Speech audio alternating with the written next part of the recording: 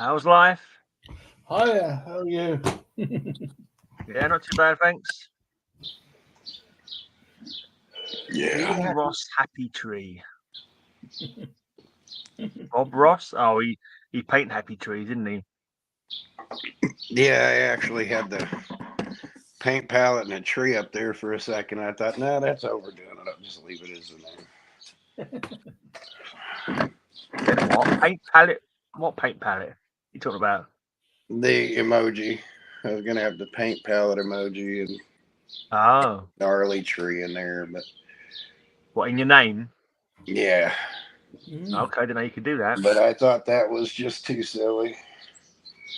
Can you put emojis in your name then? Yeah.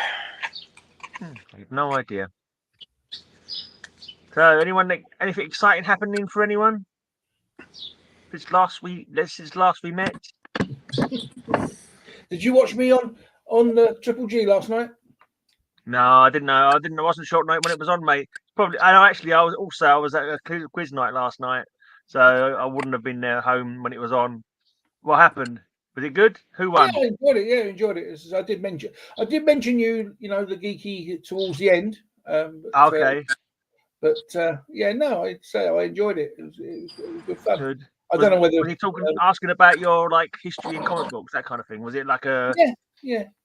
I mean, I showed some stuff, and also Peter asked me questions. They are in the chat asked the questions as well. It was very nice. I might go and never watch that then.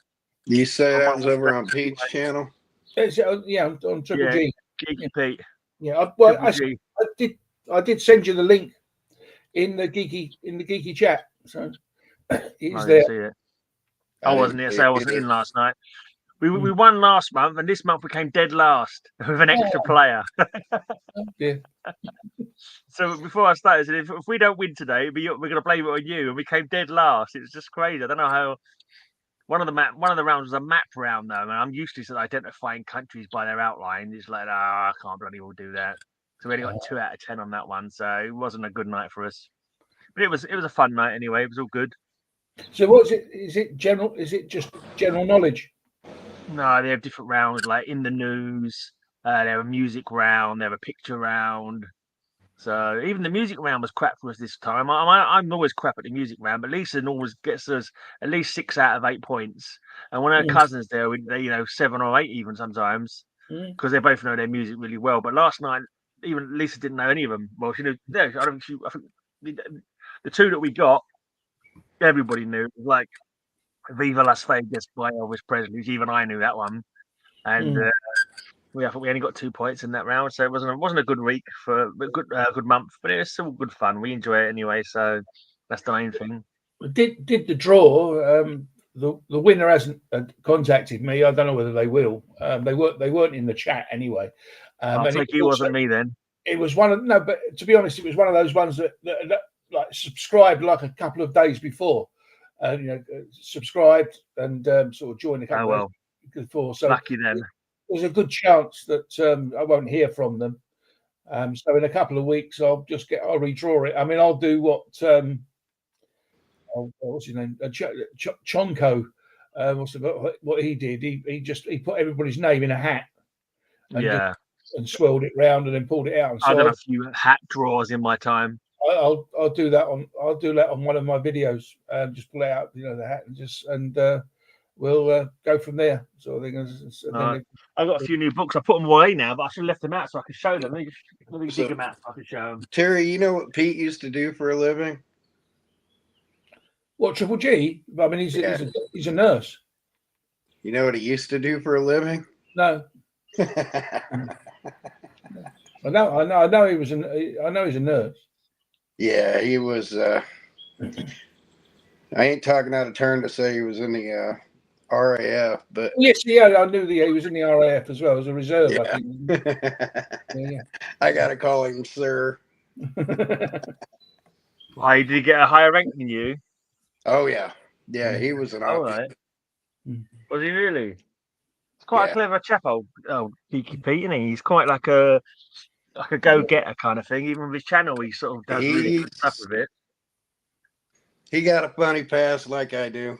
Okay. So, no, so I mean, I've always liked him. I mean, he was one of the first channels I actually watched. You know, when I know. when I started watching. Pete's got a great story. He just don't talk about it much. Okay. Yeah, I suppose no one asked him though. He's only going to talk about him and ask him. He also had another draw.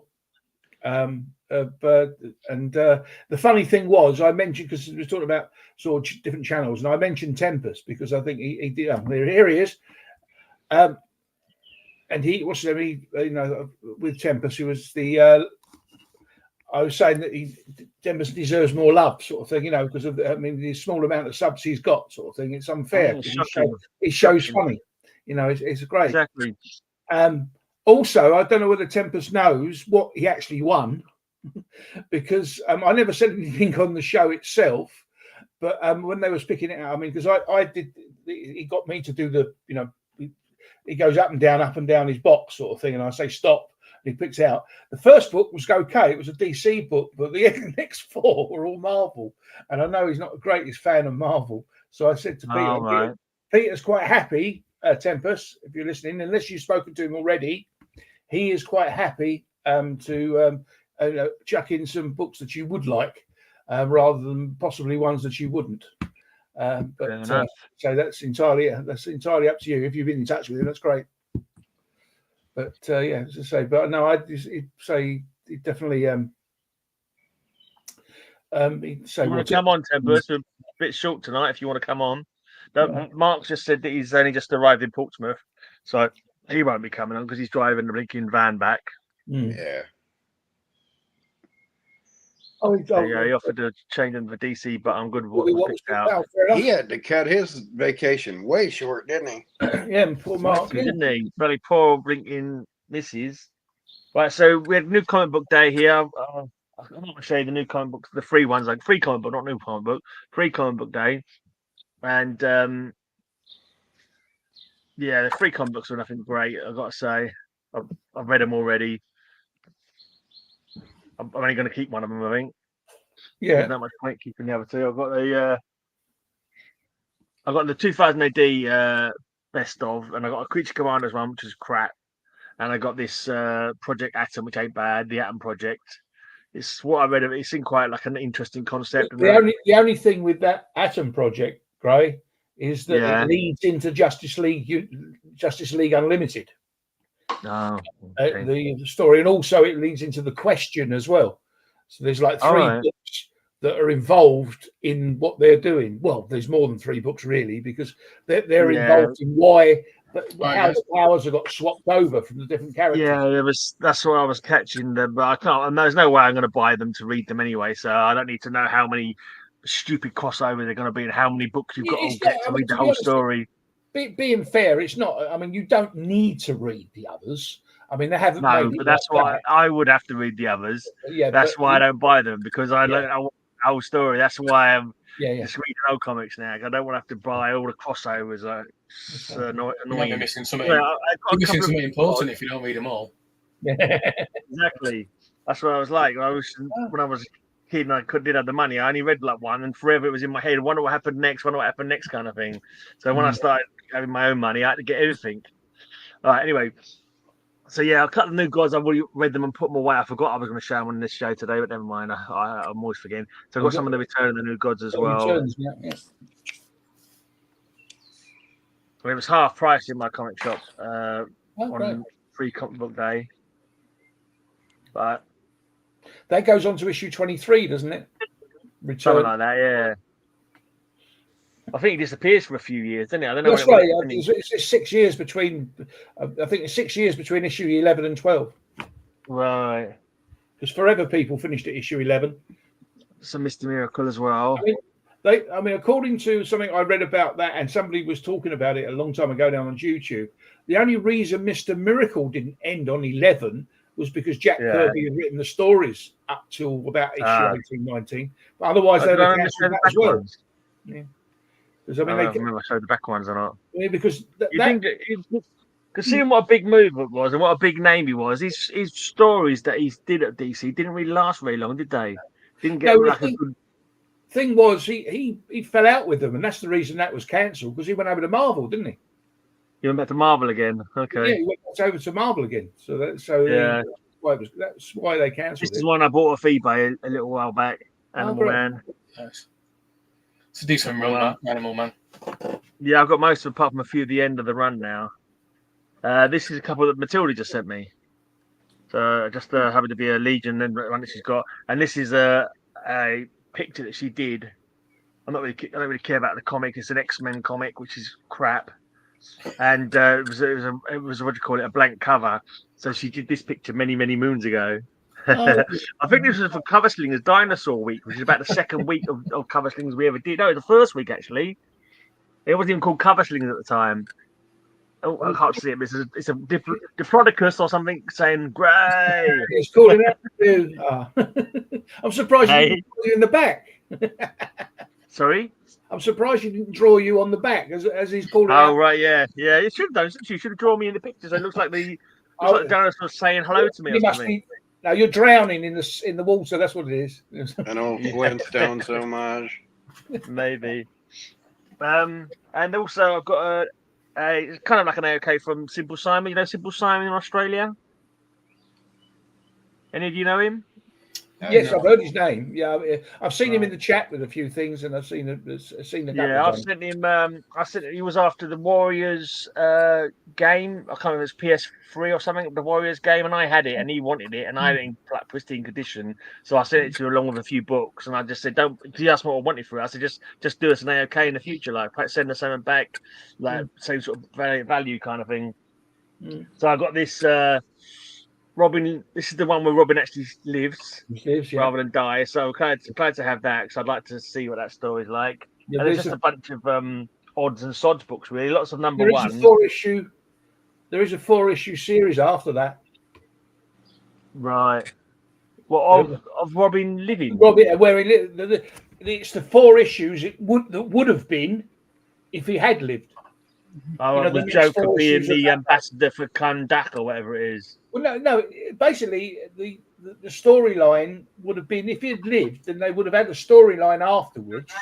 Yeah, and that's what they've done.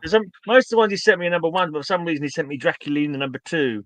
But he just didn't have number 1. Then he sent me a 5-part Shang-Chi story.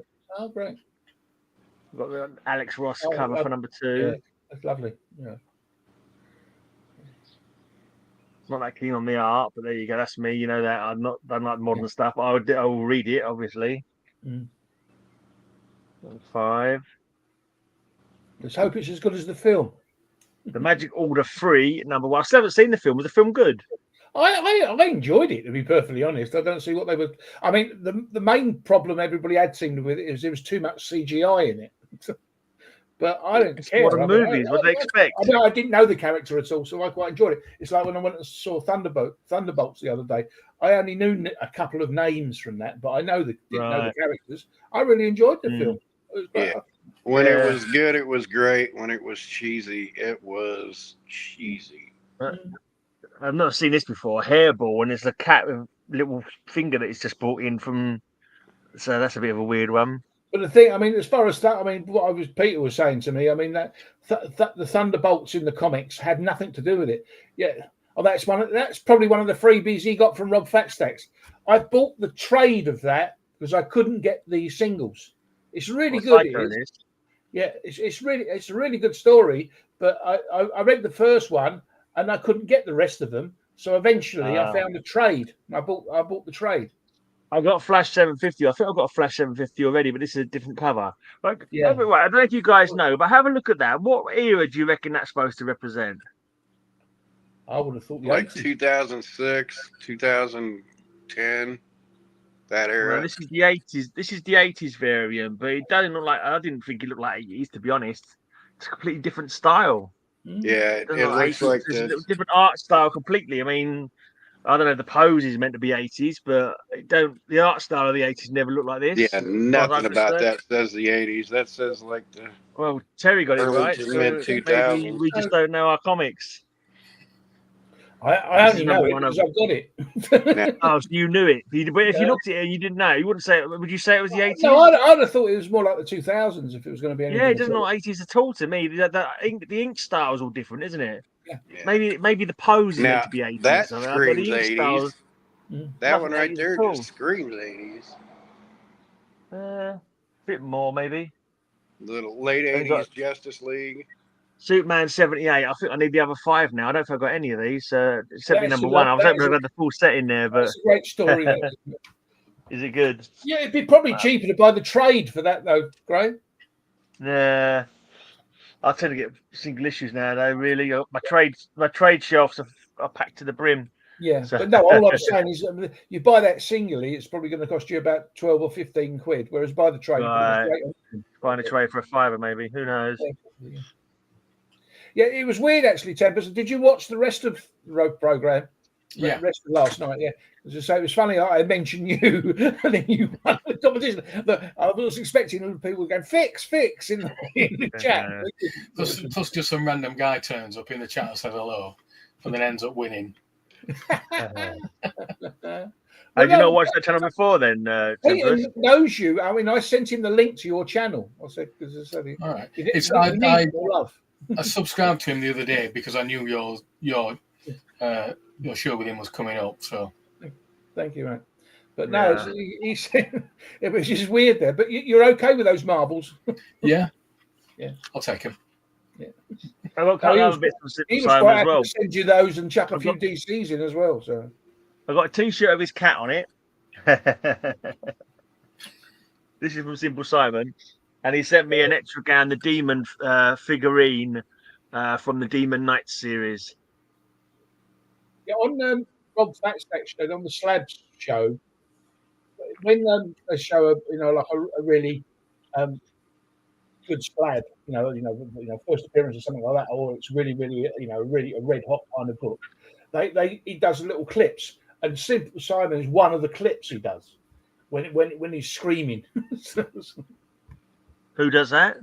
That on Rob Fat's show, he puts like you do your clips where you do your fart thing and all that sort of stuff. You put on slingers.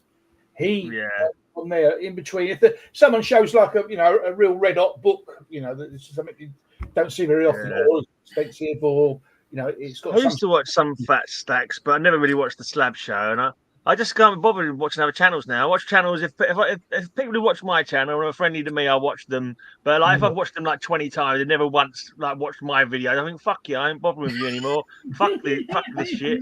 So I just don't bother. I'm sort of like up to here with the beginning comic book channel and that. You know what I mean? I'm just doing it. I'm just doing this and slingers, and not really giving too much of a shit about the rest of it. The only comic book channels I watch now really are ones that actually show comics. All the ones that talk about prices and all that sort of thing, and the ones that want to rip the arse out of something or other, I can't be bothered with. I enjoy it.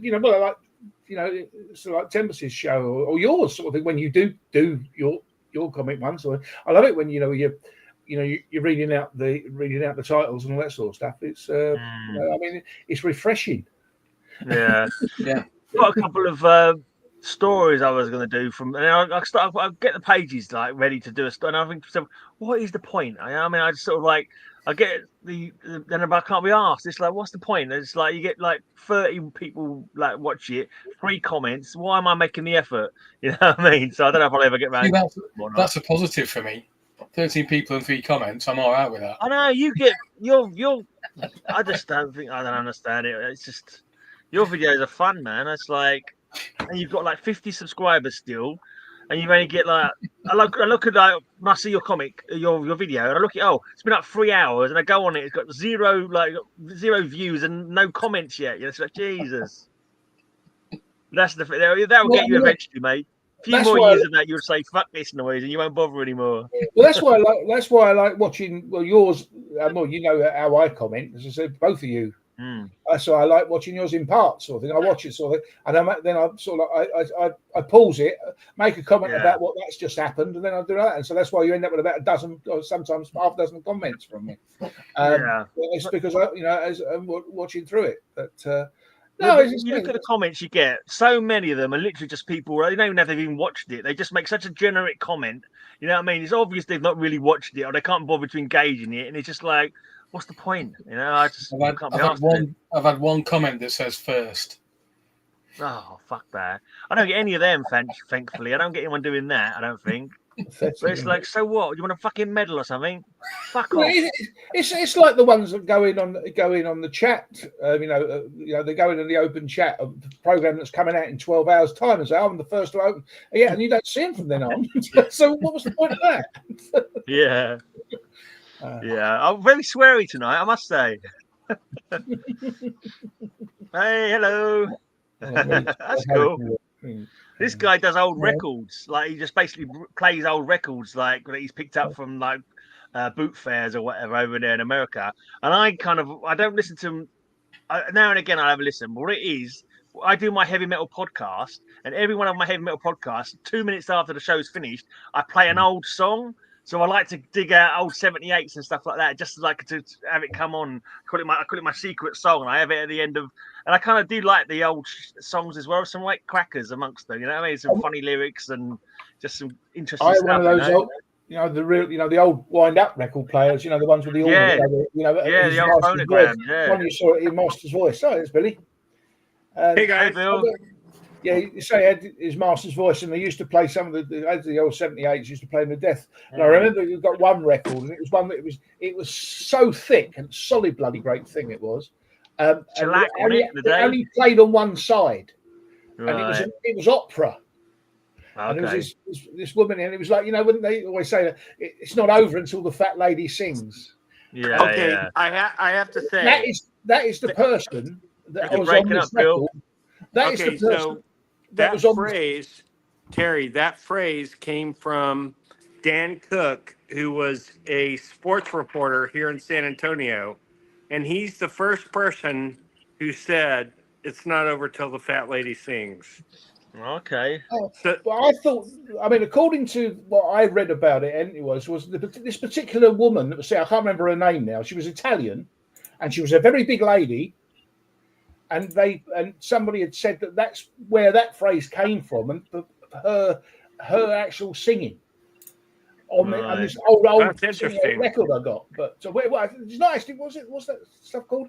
Not acetate. I can't think of the name. But it's made of shellac, isn't it? Shellac. Let's see. Yeah. But it's. I mean, this got to have been a good quarter of an inch thick. This thing. We played on one side, flat on the other. You had the grooves on there. And I mean, it was all old and crackly and everything else. I can't think of her name, but it was a real big Italian name. But I thought that, and I was told that that's where all that business came from. Once she came from.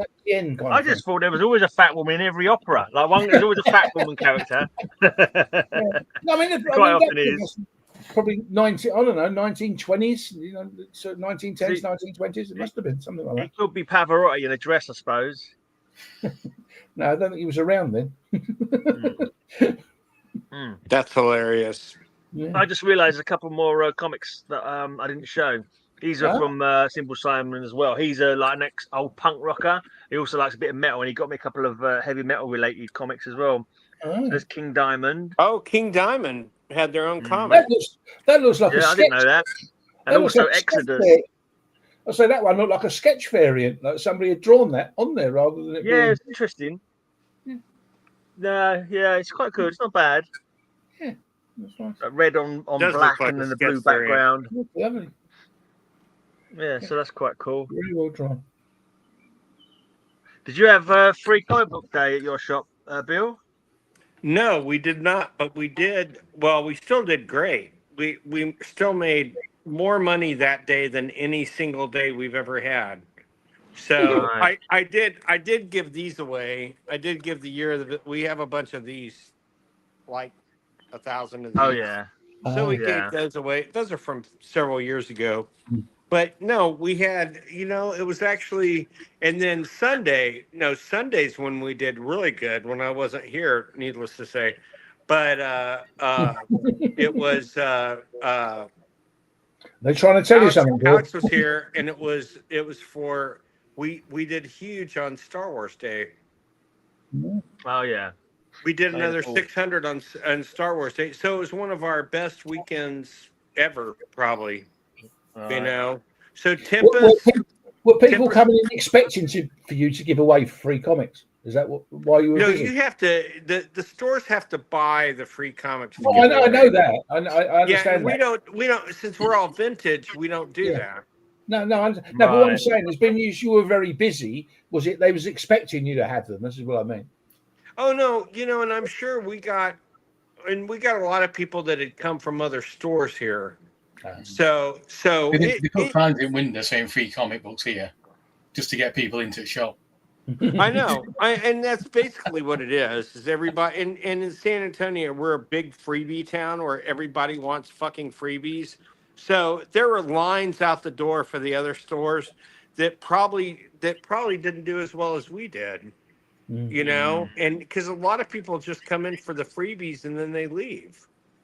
The freebie comics are all crap anyway, to be honest. There's nothing really great about them. This year they were particularly bad. They didn't have. I didn't see anything I fancied at all this year. This is the best free one. comic book day, Tempest? This is the only one that people are. Did you go free comic book day? No, I didn't bother.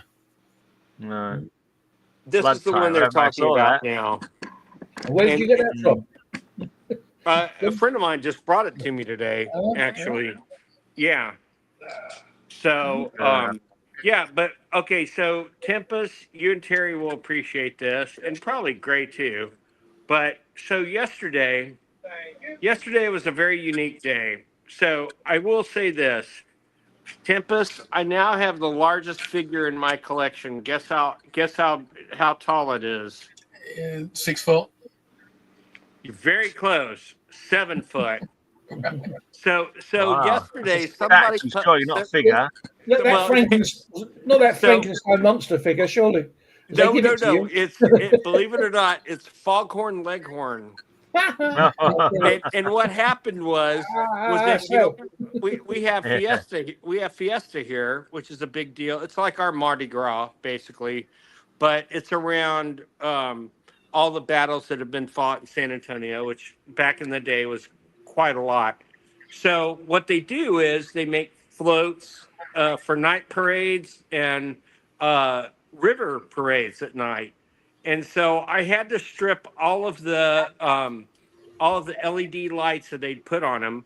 But he's beautiful. He's 7 feet tall. I'll send a picture so you see it. But we went down. So someone posted on Facebook that they were going to throw him away. A new viewer. Hello, new viewer. Hey, ABC. Nice to see you. Greetings from America. It's ABZ, Bill. Yeah. ABZ? Or ABZ. I like that. ABZ or ABZ, whichever you prefer. I like that. ABZ. ABZ. So someone posted pictures. So it's weird. This puppeteer who's here in town do gigs for the month. He's here, and he happened to be walking, and he walked past the alleyway and saw it, took a picture, and posted that anyone in San Antonio who might want this should come down. Well, then my friend reposted it in a group that I'm a moderator in, and I called my friend Sean up, who has a big truck, and I said, "Do you want to go get a 7-foot Foghorn Leghorn with me?" And he goes, "Of course, man. I'm always ready for these things." So we go downtown, we turn the corner, and it's still there. I was shocked it was still there.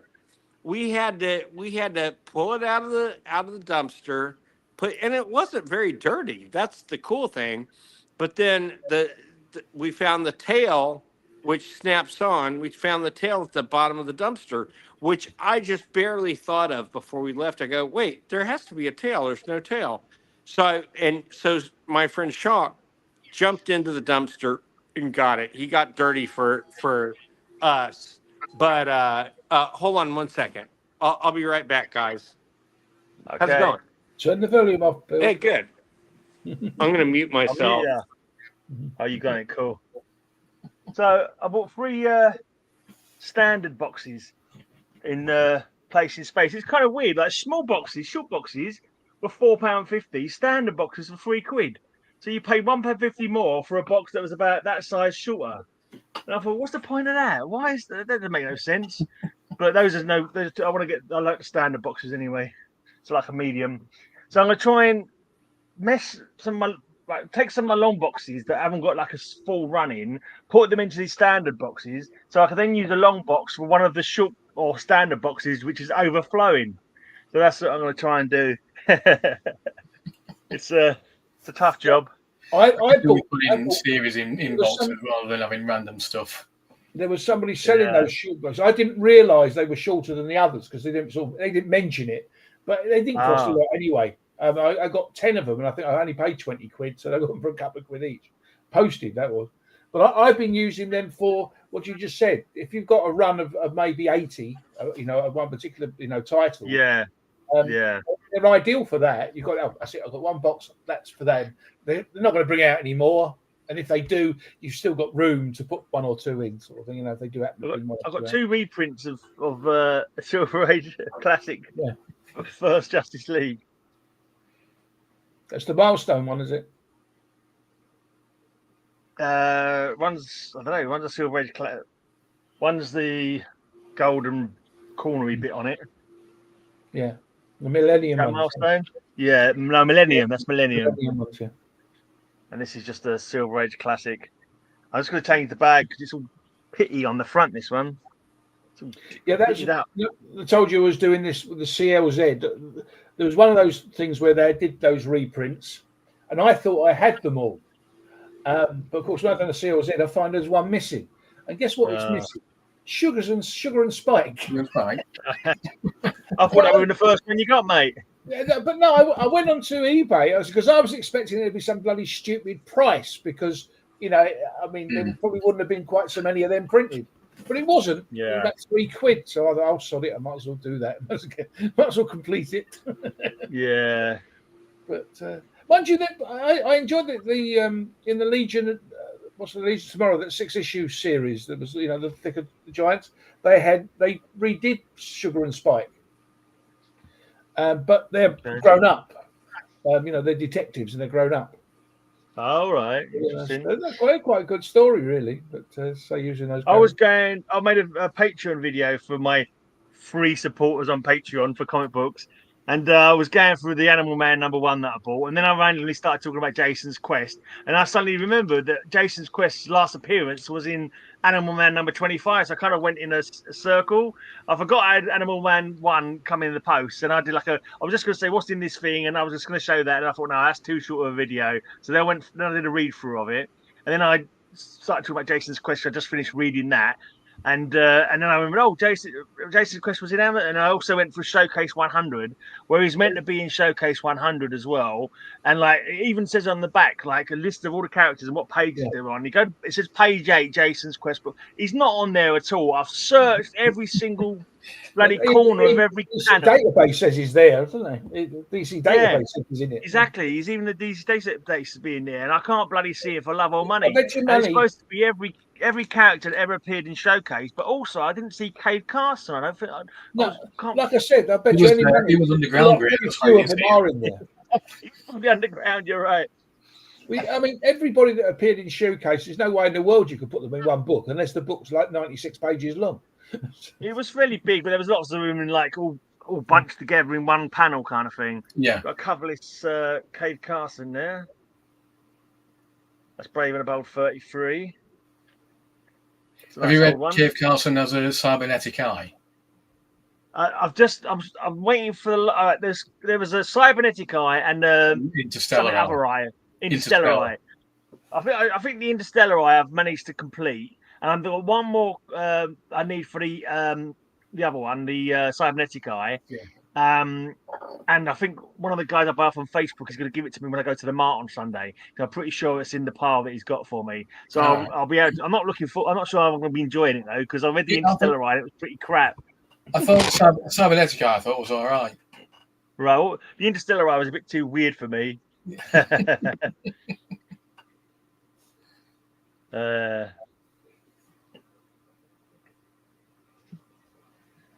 But I only sort of started getting it because it's supposed to have Wild Dog in it, and I was quite partial to Wild Dog. Yeah. That's why I sort of tried to collect it. So here's a nice old Hawkman, Brave and the Bold. 35.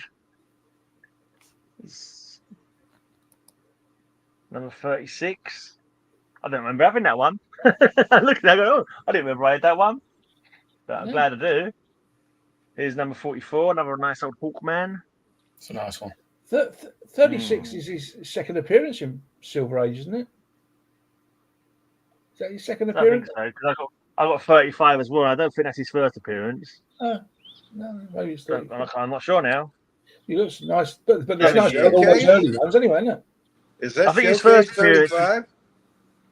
Number 35. Showcase 35. What about it? Is that Showcase? Oh, Showcase. 35? No, it was Brave and the Bold.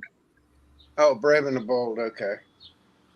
I was like, Showcase 31's Adam. I thought Showcase 34 was the first Silver Age Hawkman. But yeah, if it's Brave and the that's an early Hawkman. That's for damn sure. Yeah. Or modern Silver Age, whatever. Aquaman and Hawkman. Lovely. Number 51. Metamorpho, the Element Man. I want to get his first appearance, but it's probably might be out of my range now. We'll see. Maybe I'll find a nice. Yeah, well, it all depends. Great. It all depends how well the film does. I found the first appearance of Metamorpho when I was a kid climbing in my attic, pulling out Christmas decorations. I found the first appearance of Metamorpho, coverless, rat chewed, and all falling to pieces. This is a really cool cover. I like the colours on this cover. Yeah. The way it's all like bifurcated or whatever. It's all split up in different colours. I think that's really cool. That's just before Batman became the regular on Brave and the Bold, isn't it? I think there's a few issues. Yeah. There we go. We've got an early one with Batman. This is not a team up though. This is versus Batman versus Eclipso. Yeah, well, so it's not a team up. No. DC's Demon of Darkness is out to destroy the Cape Crime Fighter. See what happens if he succeeds. Been to a few comic shops, that one, going by the stamps. Sorry. Yeah, it's got a few stamps on it. Yeah, so it says been to a few comic shops. London SC1, it looks like. Got this one. Waiting for Bill to come back. Nice Doom Patrol. Trivia. He must be selling something. Look at this one. How unfortunate is this? It's got a blinking. It's got a bloody well tape pull on Batman's face. That's a shame. It feels like I've not been through these for ages. Cause I'm looking at them after them and going, I don't remember. I didn't know I had that one. Good way to get it really cheap. Oh, yeah. Yeah. Batman's trapped in an iron bat. You're on your own, GL. That's a follow up to the other one, isn't it? Is it? Yeah. Which one? The one with Fallout 68?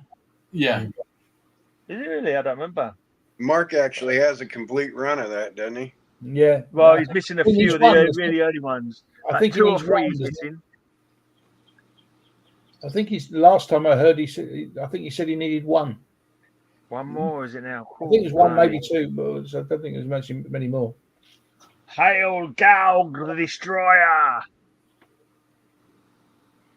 How much are you picking these up for? Don't know. It's a while since I've picked up a new one. Not too much. Not too terrible. No, Doom, what is thy shape? I've got to fill the gaps in. When I started collecting again, like in 2018, it was the first one I was this was the first one I was going for. Funny thing, I said I just was going to get the Batman ones, but of course there's things like Metamorpho and Metal Men, isn't there? So I would have liked that one as well, kind of thing. So. I was collecting. The first thing I did was get 100 to 200. Managed to get that run, and like anything under 100, if I see them and if I can afford them, I'll pick them up because they're great comics. I love that one. A little tiny one with a gun, and Atom's tied to a cannon. It's like whoa. And there's some bloke there about to fire it off. There's another one that's been to a few comic shops as well with stamps on it. Yeah, it's got a few stamps on it. This one, I believe this is the first appearance of Copperhead. And if you want to give yourself a treat, like a treat of like pulling your hair out and what the hell's going on, then buy this comic and read it. It is the stupidest story you'll ever have the pleasure to read. It is absolutely bonkers. I still don't understand. I've read it twice. I think I might have even done a video on it as well. So, like, Copperhead is like baffling Batman and getting away with all the things he's trying to steal. So for some reason, they make a plot where Batgirl has to pretend to fall in love with Batman so that Batman looks like he's too busy to catch Copperhead. So then he can catch Copperhead because he'll be fooled into thinking he's too busy. Then Wonder Woman turns up. Somehow she's got to fall in love with Batman as part of this same plot. Then find out they actually have fallen in love with Batman for some reason. And it's like, what the hell is this all about? It's like, it's definitely not an advert for Woman's Lib, put it that way. It's the craziest story ever. Murphy Anderson writes it. I don't know, mate. I'm not too sure. I think whoever it was had a bit of a brain injury that day. It's like they fell off their motorbike, smacked themselves on the head, and then they wrote this story. And then, like, yeah, I don't know. It was a crazy, crazy story.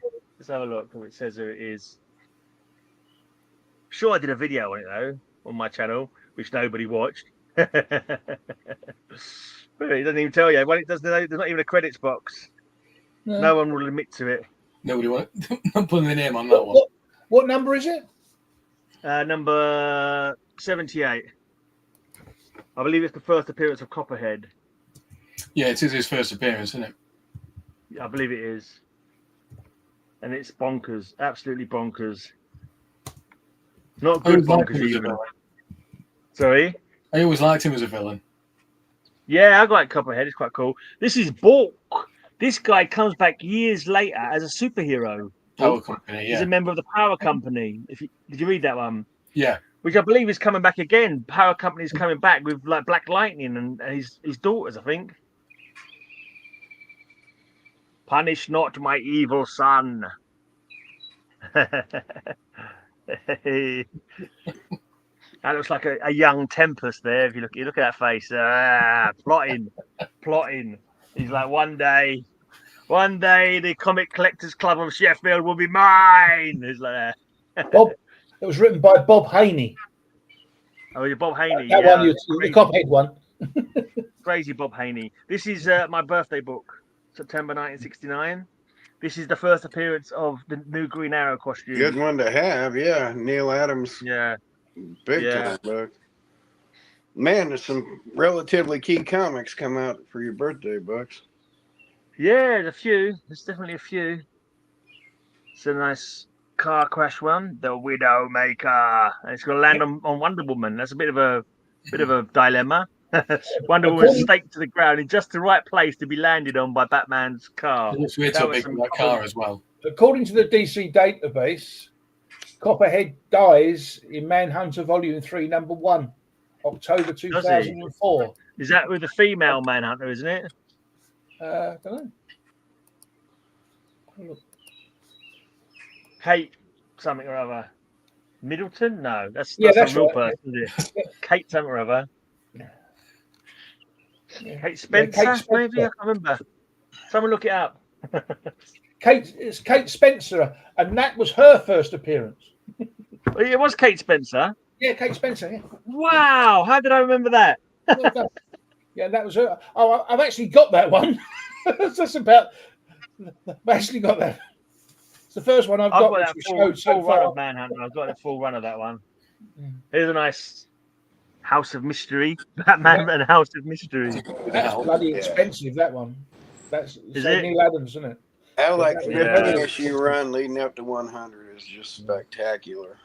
It's a bit of a low grade, that one. Yeah. Probably Neil Adams' best work in comics was that run right there.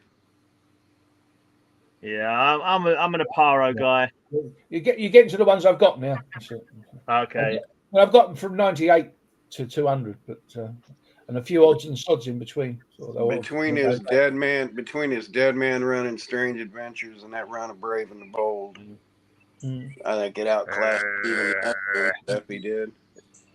This is This is Terry when he can't make out his notes. Bloody notes, falling over again. I lost my temper on the show last night. They asked me a question about what gets my goat. Oh, you worked yourself up into a lava, did you?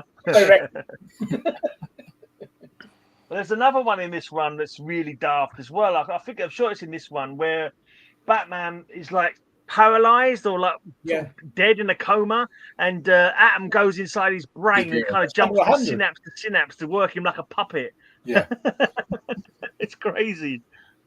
I think it's in this run, but there's Metamorpho. It's in one of the 100 pages, isn't it? Yeah, possibly. Yeah. I can't remember now. It's a long time to read. Right on, driver. Crush those defiant kids. Well, that one's quite expensive as well because it's one of the first appearances of the new Teen Titans, isn't it? Maybe. Just the Teen Titans. He said not New Teen Titans. Yeah. No, it was just before they became the new. So therefore they've made it a special because it might be one of the last times they were called the Teen Titans. The Metal Men appear quite a bit in this Brave and the Bold run, I must say. Yeah. About 5 appearances or something. They're quite cool. Yeah. No, say one of the ones with the Metamorpho. There's a No Power Wonder Woman again. Yeah. Yeah, they didn't seem to know what to do with her, did they? It was always changing her. Yeah, I never. To admit, Wonder Woman was not a book I read ever hardly at all. It was like when I was a kid, like I don't want to read about a woman. I want to read about boys like me.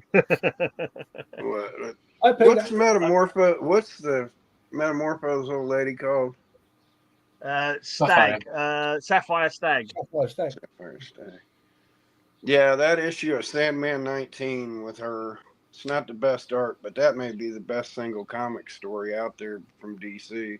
There's no TMP prices on those ones, is there? I showed that one on Parachute Week. Yeah. Hey, we spoke G into existence. No TMP prices on it. Hey, Triple G, we talked about you. We was chatting about you. Said you had a good hangout last night with Terry. We talked about the sexiest men in Europe, and you came up, Pete.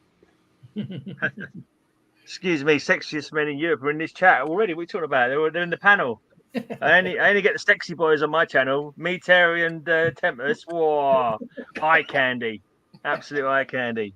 You teamed up with Wildcat quite a lot, didn't they? Yeah, the women can't watch this stream because they're too busy washing their knickers. That's the trouble. They can't.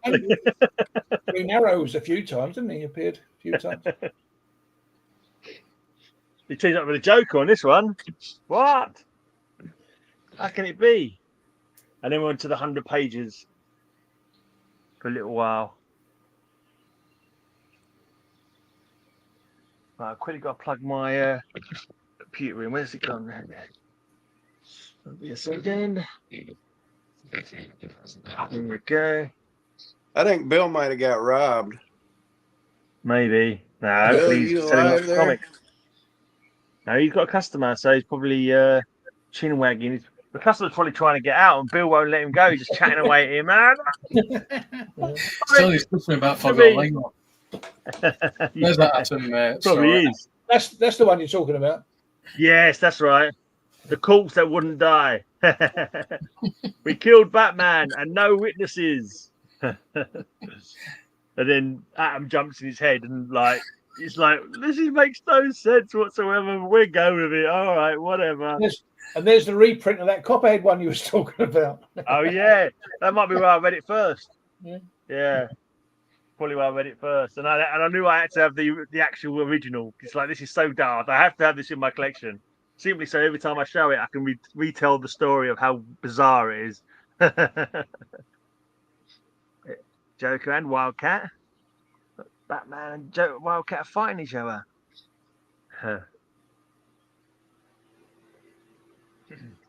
Batman and Man-Bat. Batman and Commandy, the last boy on Earth. Batman and Metal Men again. Batman tied to a train. Batman and Swamp Thing. Batman, Plastic Man, and Metamorpho. This is another crazy one. This is great though. It eventually features Jim Aparo. Jim Aparo gets held up by some terrorists to draw Batman being killed in the comic for some reason. I don't know. I mean, I'd have to read it again. I probably still wouldn't be able to tell you what it was, what the hell it was supposed to be talking about. But it's probably another Bob Haney. I don't know. But it's a cool like artist drawing himself kind of thing, or artist that he's bald. But I think it's cool anyway. Tiger. I don't know what it is with my latest Superman video, because they usually attract at least about 80 or 90 views. I've only had 42. Usual for that. No accounting for taste, mate. No accounting for taste. There's got a corner clipped off this one.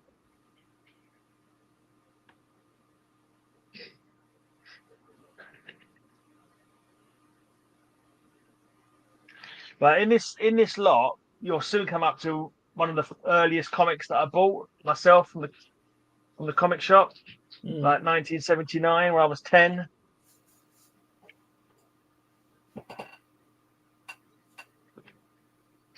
I'll let you know when we get to it.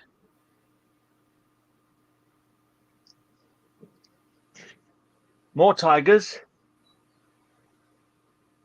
There's Catwoman, look. A different one of her many costumes over the years. Yeah, I think she only appeared in that costume about 3 times, didn't she? What, the normal costume? We're talking about the white costume. Catwoman, you mean? Sorry, Catwoman. I was thinking of Wonder Woman. So yeah, I don't know. I can't say I've seen her an awful lot dressed like that. Yeah. No, I think it was 2 or 3 times. Yeah, I could think of a couple of covers with it. Yeah. Bit of an odd one, but. It's Deadman, Batman and Green Lantern. I think Brave and the Bold was great for like discovering like the lesser known characters at DC. The thing is with Deadman, say once his series had finished, the Neil Adams series had finished, you barely saw him. So it was only those times you did and saw him. Brave. Yeah. There's Metal Men again. Team up with the Metal Men again and Green Arrow. Yeah. No, I had. Are you still collecting Metal Men, Terry? Yeah, well, I've got. At the moment, I'm barely buying anything at all. I've just bought a batch of 6 Metal Men. I think I only need 2 of them, so I'll find out if you have a 4, if you need them at all, or I can split it or whatever. Sort something out. Yeah. These Batman Demon, Brave and the Bold, I've got them twice because they're also in my Demon box. So. I don't need them twice, but screw it, they're in there anyway. You buy them twice so you can fill your box. No, it was just. He doesn't need help filling boxes, does he? Really? I tell you what, I bought a massive job lot of Brave and the Bold years ago, and I got such a good price for it. And some of them was doubles, and the one with the Demon, I thought I'll keep them as well, kind of thing. And I got a load of ones that I never had previously, and plus sold the ones that that were doubles that weren't Demon. Stretch from this run, I got the Whitman variants of. You don't care about them variants, but I'd imagine that'd spice up your collection a little. I was just going to say, Peter, if you're still in the chat, when are you doing that with Ephraim for the July, the books for July? Oh, yeah, it's July. I thought you said he was doing it tomorrow night. I couldn't remember. Human Target starts as a backup in around now. Fave version of Batman's costume. Has anyone else got a fave version of Batman's costume? I do like the Batman costume this year. I do the blue. That's this Tuesday. I love the Aparo Batman costume. It's cool. That's the Batman. Grey and blue, isn't it? Really. That's the Batman I grew up with, really. So, There's been a couple of Human Target like Vertigo did a Human Target miniseries. I don't know if you've read that. I thought that was quite good. No, I haven't read that. I've got there's 3 of them that I've got. Funnily enough, I've only just done those on my CLZ. It's quite weird because it was like together. Come across. They didn't seem to care about the history in these ones, so we teamed up with Sergeant Rock. He teamed up with the Unknown Soldier, even though they should have been like old men, kind of thing.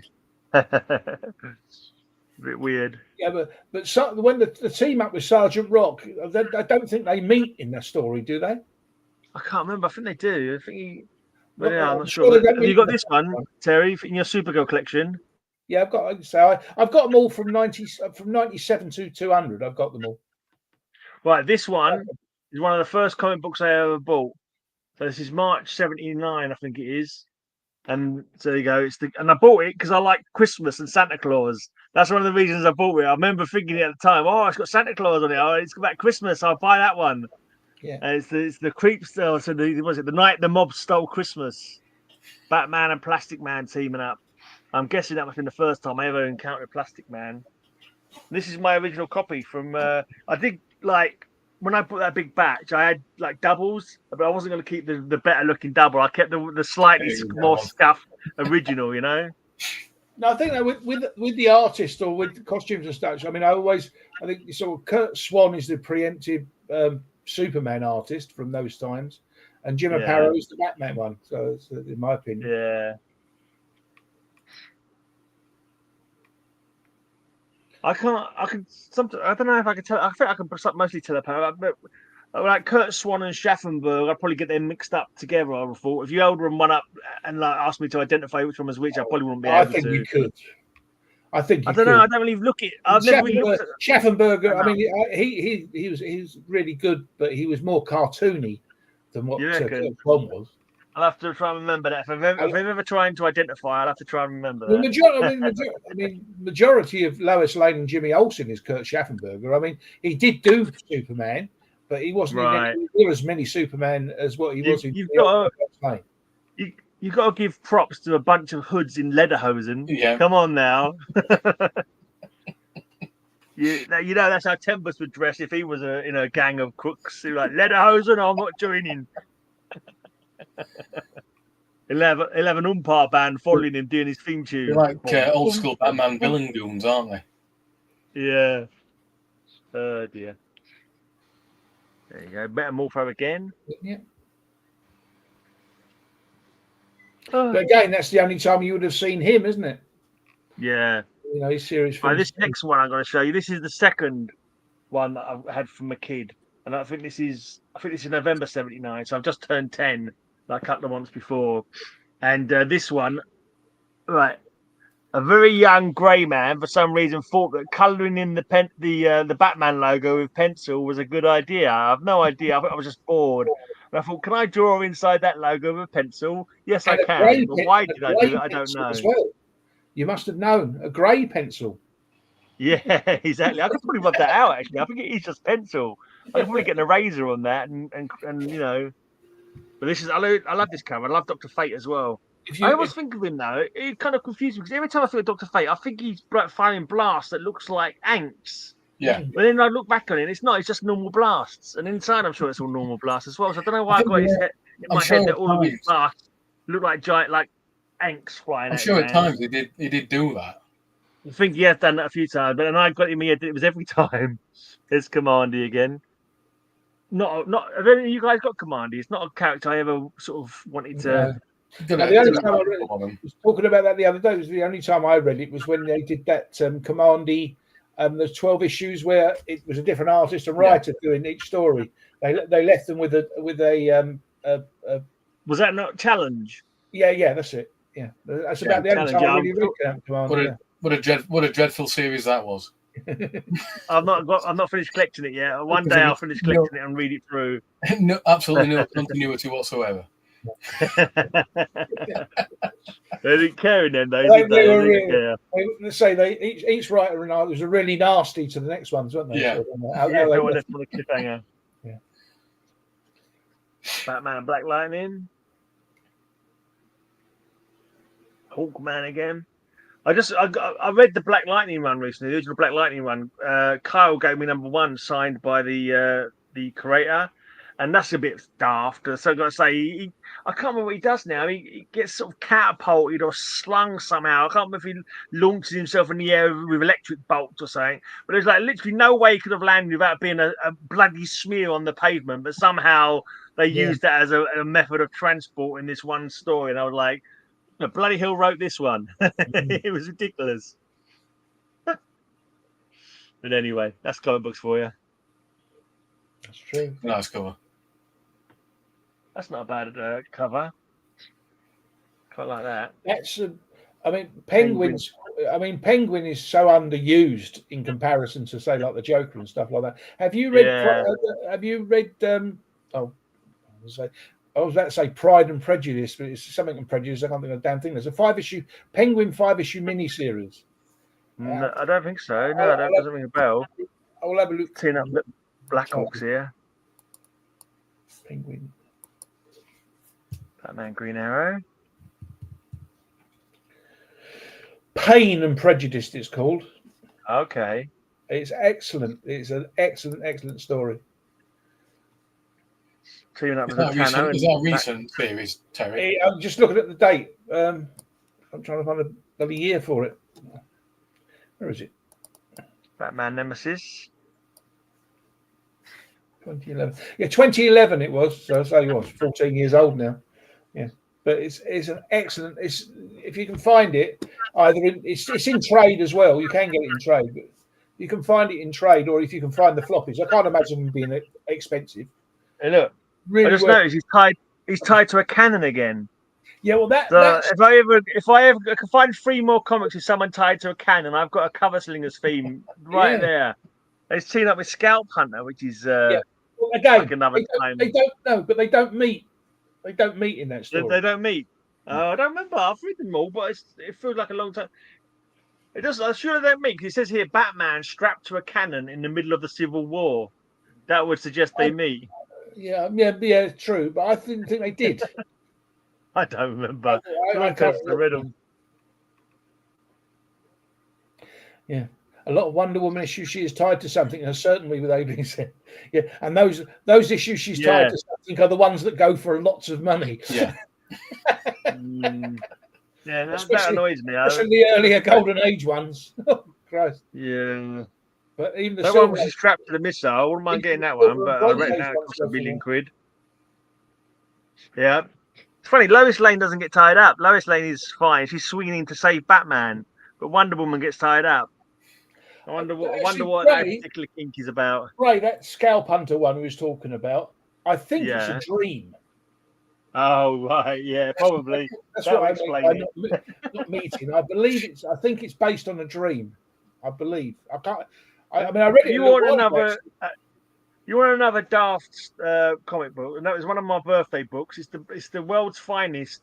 It's a 2-part. I think it's August and September of 1969. That is a crazy story as well. It's got time travel, and then it's got Superman trying to get Batman burnt at the stake as being a witch, and then it's just weird. And then it turns out, he says, I realized you've been possessed by a demon because you had no shadow, and that's why I tried to scare it out of you. And I was like, what? What you did? What? Huh? I think they weren't after a demon. There was no demon mentioned before that point, and he just suddenly said you didn't have a shadow, so I thought you had a demon in you, and that's why I tried to scare you to get the demon out. I think they have an idea for a story, and they can think of the beginning and part of the middle, and then they go, shit. How do we end this? Yeah. It's just like it came completely out of left field because there had been no mention of demons. There's already time travel in it. So, why are we suddenly talking about demons? Very weird. I think Batman discovered a statue that looked like him. Those Hawk and Dove, they were characters, the original Hawk and Dove, they were characters who were never treated right. I mean, there was a great little story premise for them, and they shit on them, nothing, chronic. No, they've never been treated like Hawk and Dove. When they talk about as well. Because funny thing was, last night was asking me what was my favourite cover, and I had that one in my mind was the Hawk and Dove number 5 from the original series. Right. Where the one where what's his name? Dove is on there with his fist sort of thing, and he's really really angry, and it's a black background and all that, and he's holding his Hawk. You think he's dead going by the cover sort of thing. Because Hulk's lying on the ground, prone on the ground, yeah. His hand. And I think that is a fantastic, fantastic cover. But I would have probably said that one, but I haven't got it. So it seemed a bit silly to say a cover you haven't got, sort of thing. But sometimes you see them and I'm just rebagging this one because it was a really old bag. So let's bring it in a slightly newer bag. Not a new bag, just a slightly newer bag. Yeah, because it was weird that only ran 6 issues, and then when they changed dub to female, it ran 27 issues. Yeah, I've got that full run. That's one of the early ones. When I started buying comics myself, because I'm like, when I think about it, I'm quite late into buying comic books. Because when I was a kid, I'd buy them, but I never had much pocket money or nothing. So I only bought very, very few. It wasn't until I actually had a job and a comic shop opened down my road that I actually started buying properly, regularly in earnest. Yeah. So like 86 or something, 88, something like that. Probably 86. But before that, I only had like a handful, like maybe a shoebox worth of comics. I had a load of old British ones. Well, I wish I'd sort of started on the. I've showed these already, haven't I? Well, like I was saying in my latest video about, because it said 67 was the time when I started buying comics. Yeah. I worked at a news agent. Well, it was the news agents that I actually got my first comic in, that Lois Lane 51. But my mum knew them very well, and I was only 10. But they didn't seem to worry about age much then. And as I said in my video, I was quite big for a 10-year-old anyway. But yeah, they said, you were working. You said, didn't you? You were working in a. I didn't do paper round. I mean, all I did was I used to go early in the morning because my father. Yeah, opening the bags up. My father was a butcher. I mean, he was up really early anyway. So, I mean, I'd get dressed, get up, get dressed early. He'd take me, he'd drop me off there. It was. I mean, it was walking distance really, but as I say, he used to drop me off there anyway. And I'd go in and I'd mark the papers up, and I got a few shillings for it. But of course, comics then were, literally, 5pence. So I could buy a few. And not only that, because I did such a good job, I mean, the news agent, what was a female owner actually. She always used to bung me a few more books anyway. So I mean, I ended up the end of the week, I could end up with 10 or 12 comics. So therefore, my that's when I would say, like I said last night, that's when I would have started collecting as such, and that's when pile them up. I mean, it's just a shame I sold the bloody things, but there you go. Yeah. Because that's the thing I always think about. I wouldn't have had to spend any money now because I had them. Yeah. I'd just be either new ones or possibly certain collections. I don't know. Maybe I would have started dipping into the golden age. Man, maybe you'd have a massive collection there if you hadn't sold half of them. Or this one here, I would have done. This is not only is this a great story. This one, I'm really liking this story, but I also think it's an awesome cover as well. I don't know if it's it's a Paro, but I just think this is a great cover, and it's a great story as well. It's like Earth 2 Batman and Catwoman finally admitting their love for each other and basically marrying and getting quitting, I think, after this. But I just really think this is a great cover. Their cloaks are making like a love heart shape as well. It's kind of like. So in a sense, because that's based on the Earth 2, fourth appearance of Scarecrow, because I think he only appeared 3 times in the Golden Age, didn't he? I don't know. I think he appeared very often. Like this cover. It's got bats, it's got lightning, it's got spiders, it's got snakes. It's got what more could you want? It's got everything on it. My dad swapped his comic collection he had from a kid for a stamp collection. Yeah. Oh. And he doesn't even have the stamp collection anymore. No. So he's lost out on both both sides of things. Did he get good money for the stamps when he sold them though, or not? I don't even know if I'll be honest with you, I don't even think he sold them. They were probably given away for something else. Oh dear. Oh well, you live and learn, eh? Yeah. But no, it's just. I don't know if this was a reprint of an original annual or something. I'm not too sure. Yeah. I think it's a brand new one into that. Is it a new one? Style? Yeah. Yeah. Maybe. Yeah, of course, looks like they're reprinting the older of the Brave and the Bold stories. And yes, you've got Brave and the Bold. What else do you put in a Brave and the Bold box? Come on, guys, can you guess? Something Marvel. Yeah. Ghost Rider, of course. Ghost Rider goes into the Brave and the Bold box. What else would you put in the Brave and the Bold box other than Ghost Rider? It's my number one of the. That's the only Marvel Spotlight issue I've got, number 8. Yeah, you know what? I only got that because I thought it was the normal run number 8. I think I bought it by accident, that one, thinking it was number 8 of the normal run. No, but I say that Daredevil, Ghost Rider, the Thing when they had like miniseries and stuff like that, and you know, Marvel 2-in-1 thing was in. Was it Marvel 2-in-1? Yeah. So that was they're the ones I used to collect. I was Marvel. Right.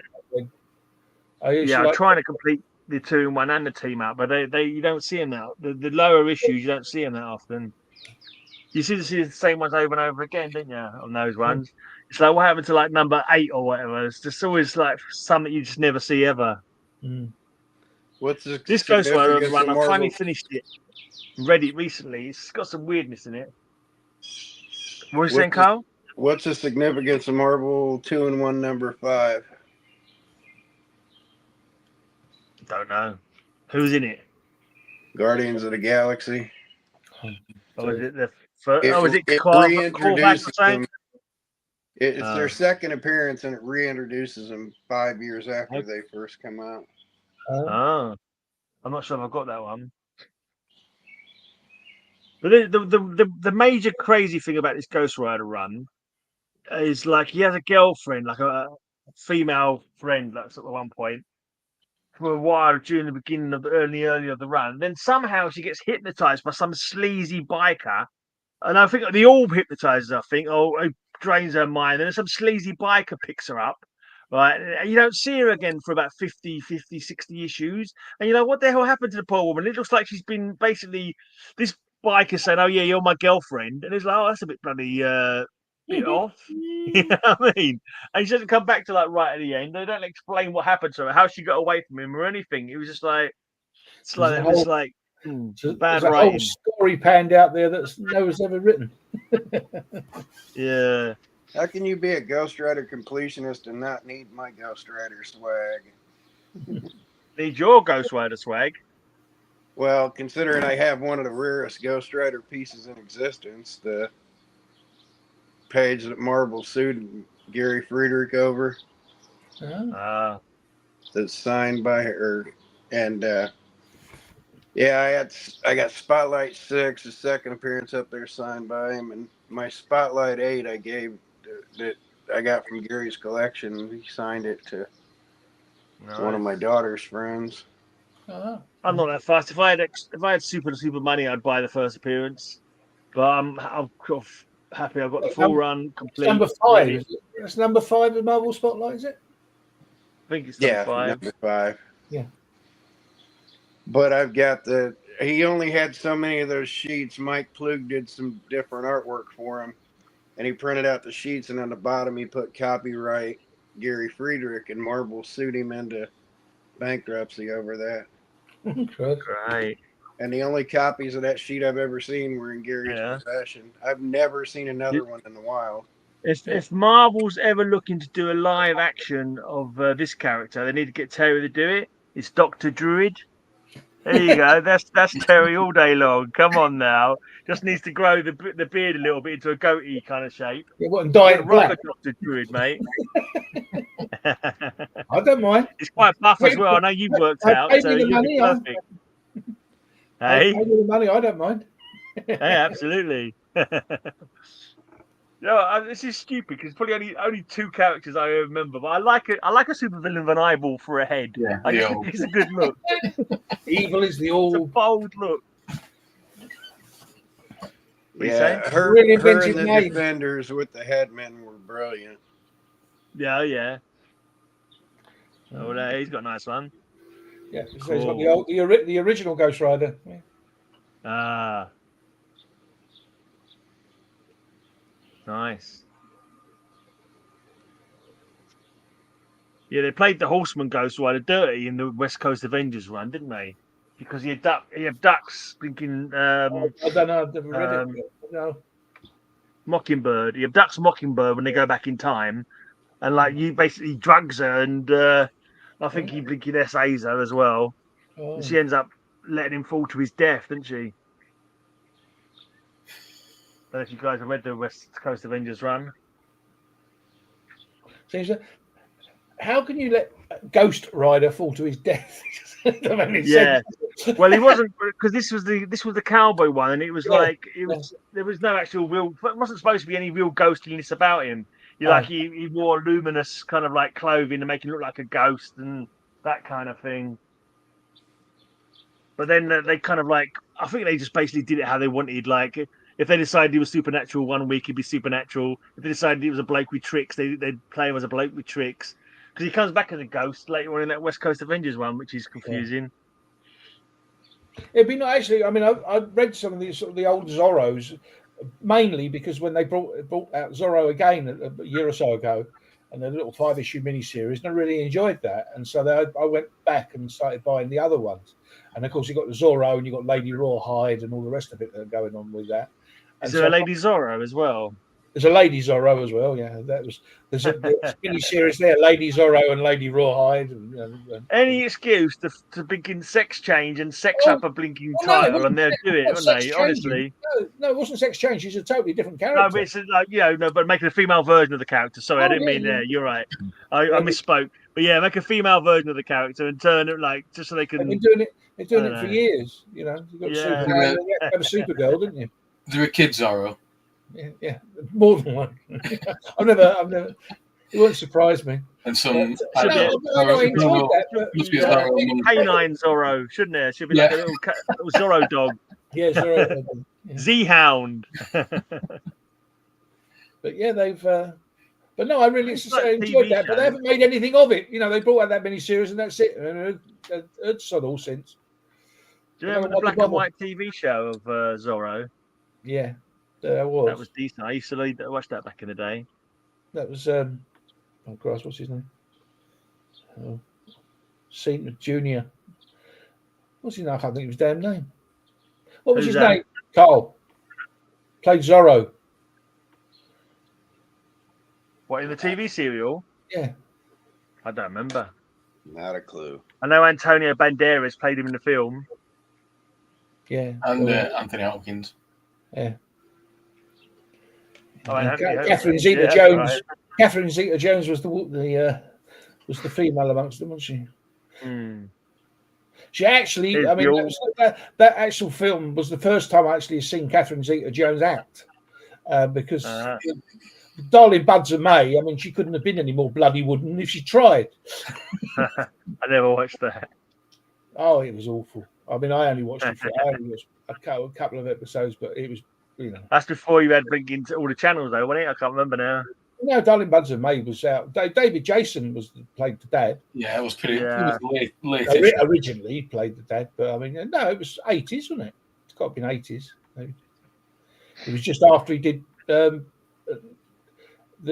the name? Only Fools and Horses. I think that was the next. Oh yeah, you're right. Yeah, she was a bit later than that.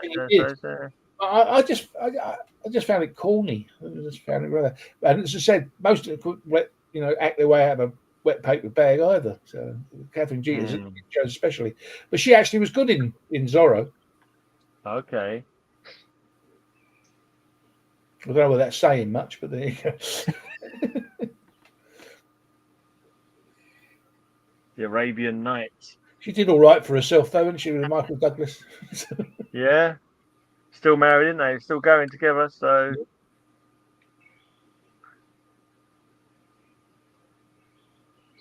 That's one like the other one, Michael Douglas film. And it's not Stand Up. One where he's walking around the street. Falling down. That's it. Yeah. Oh, yeah. I saw that at the cinema. That is a brilliant film, mate. Saw that at the cinema. You were pretty close with it, though. Terry standing up. Standing up, falling down, leaning over sideways. That was a sequel. Standing Up was a sequel. I saw that at the cinema on a date. Standing up, because that's what he did all the way through the film, wasn't it? He stood up for himself. He went a bit crazy. Yeah, I saw that on a date with a young lady, and that was the only date we ever had.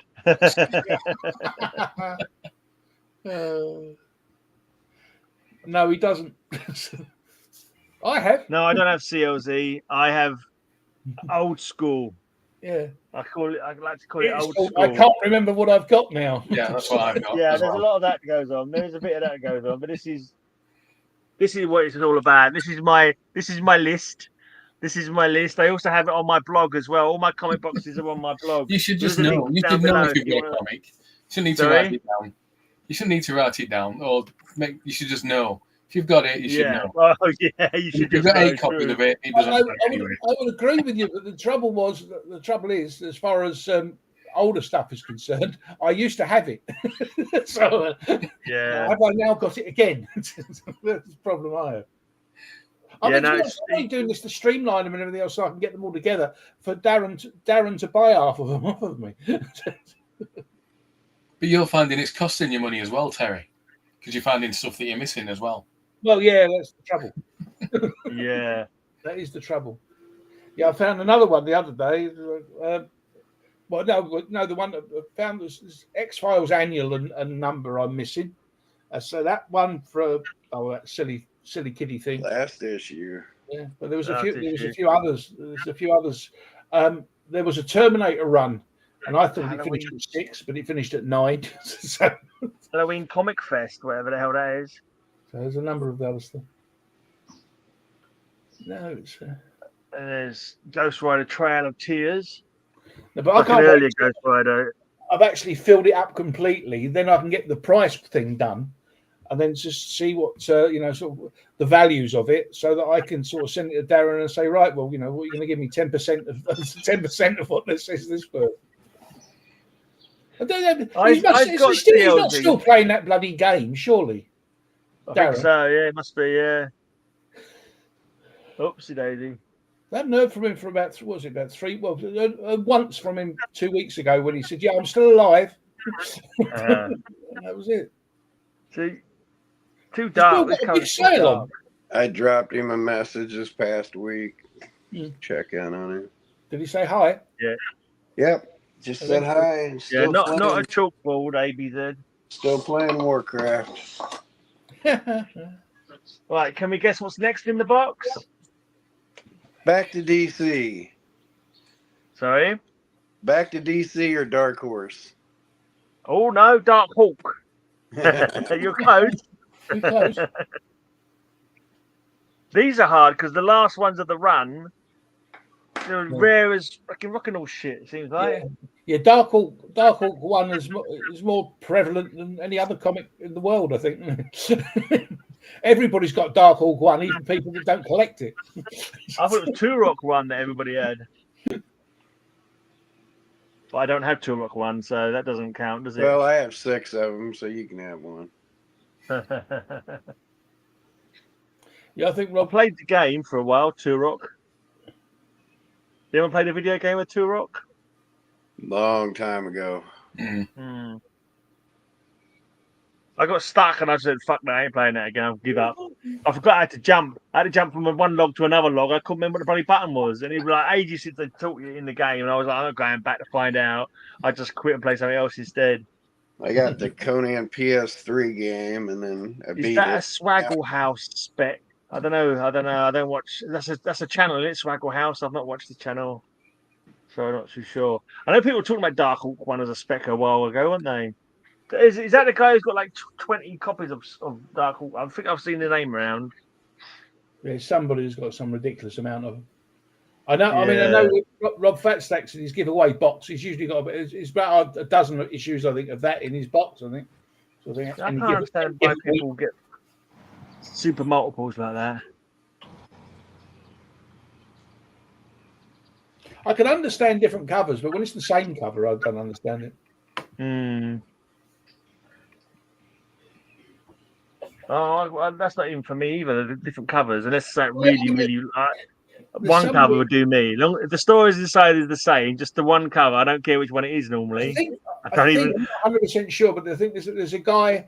I think it's a Hulk 181, and his ambition is to get every grade, every slab grade in it.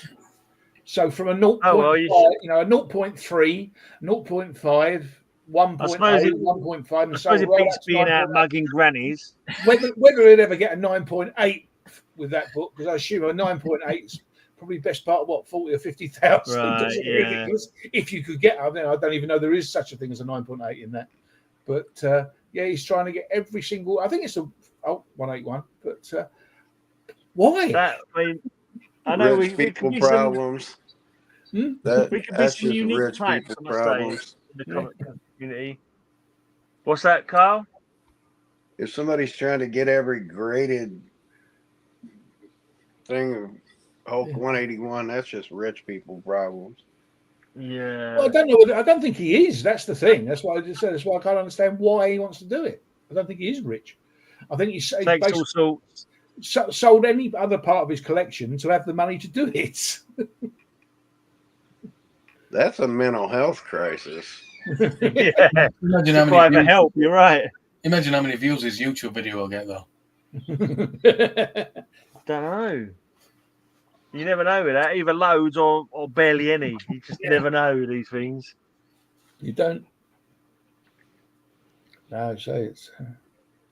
But I suppose people collect what they collect, and that's it. I mean, it'd be exactly. a unique, one of a kind thing, but to get all those grades, you can go buy a house. Go buy a house. Maybe you will afterwards. Literally, go buy a house. Yeah. Go settle down and get one or two graded copies, and that's right. Get a beater, or a beauty, and a reader, and just buy a house. And it's not as if it, and then the other argument goes with it. It's not as actually his first appearance either, is it? Yeah, and it isn't his first appearance. Because 180 is his first appearance, isn't it? Wolverine's first appearance is 180. Yeah. I mean, he's there. He's named. Yeah.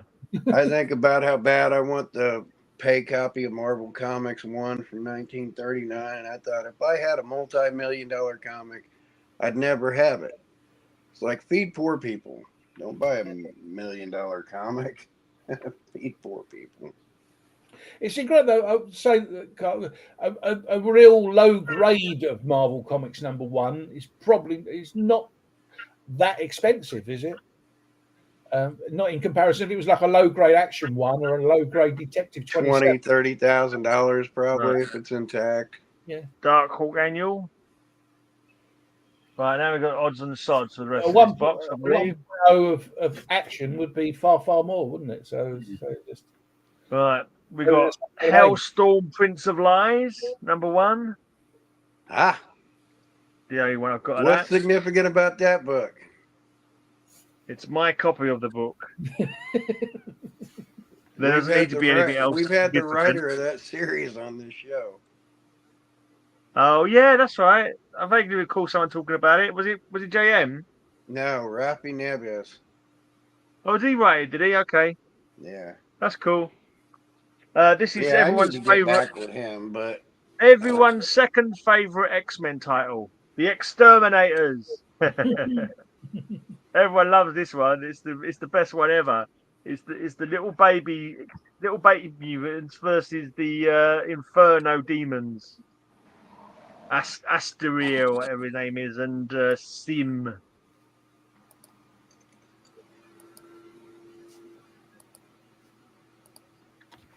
There you go. What do you reckon of that, then, guys? Great. You can find them in 50p honestly, bins all that around was the country. cheesy, but that storyline was pretty cool. Right. Even though that was kind of the X-Men's answer to the Clone Saga, but we've got Villains Takeover Special, 2000 AD, all new, all evil. Ooh. Some great art there. Is that Brian Bolland? Look at them happy chaps. Happy smiley chaps at the front there. Who's that? Is that Brian Bolland or is it the other one? No, I don't think it is. I don't know. No, it doesn't got his... Not quite the look of him, I don't think. But I don't know who it is. They're out of Rogue Trooper, aren't they? Yeah. Sorry, mate? Those guys at the back are out of Rogue Trooper. Yeah, I think so. Yeah, I think they're kind of some kind of like profiteers, aren't they? Yeah, something like that. Yeah, war profiteers. Something. Yeah, kind of businessmen, like Bradford and Bingley from the what do you call it? The old Building Society advert. Yeah. But this is I need more of these actually. I'm lacking in Powerpuff Girl comics. There's Night of the Chickens. Hey, here's one for you that's relevant to 2000 Which company is that? Dynamite, probably. Powerpuff's IDW. IDW, isn't it? IDW, I mean. I've got a I few know of I've got the some more DC. Powerpuff Girls in a different box, but and then we've got one issue of the Light and Darkness War. That's the same artist, is it Cam Kennedy, who did lots of the Rogue Trooper. Yeah. It looks almost Rogue Trooper-esque, but it's not. Here's one for you, G. What does that skyline right there behind me have to do with 2000 AD or Judge Dredd? The person who wrote one of the issues was looking at a sky very similar to that at one point in his life. That's the edge Is of that right? Cursed Earth. That's the edge of Cursed Earth right down there. Oh, okay. Fair enough. Mega City 1 is like 60 miles that way. The edge of Mega City 1 is 60 miles that way. Some free comic book day stuff. Well, I am first in Cursed Earth. I keep finding stuff I never knew I had. Some more free comic book day stuff. My Hero Academia. Funny thing is that going through those, I just didn't realise how many Batman mini-series there are. Yeah. And how many I've got. There's a ton. Just totally forgotten about them. You know, mini-series of Maxis. Nice Vampirella. Tick. Ooh. Love me some Tick. Deadly Class. And Avengers. So since Bill hasn't been back for an hour, and I've been holding this free comic book day trivia, what was the last free comic book day comic that was significant that came out? That was a key issue. The very first one. No. Wasn't there a Spider-Boy one, maybe? There were some of those that were kind of important, but there's a first appearance of an option series that became a TV series. Came out in 2011, written by a rock star.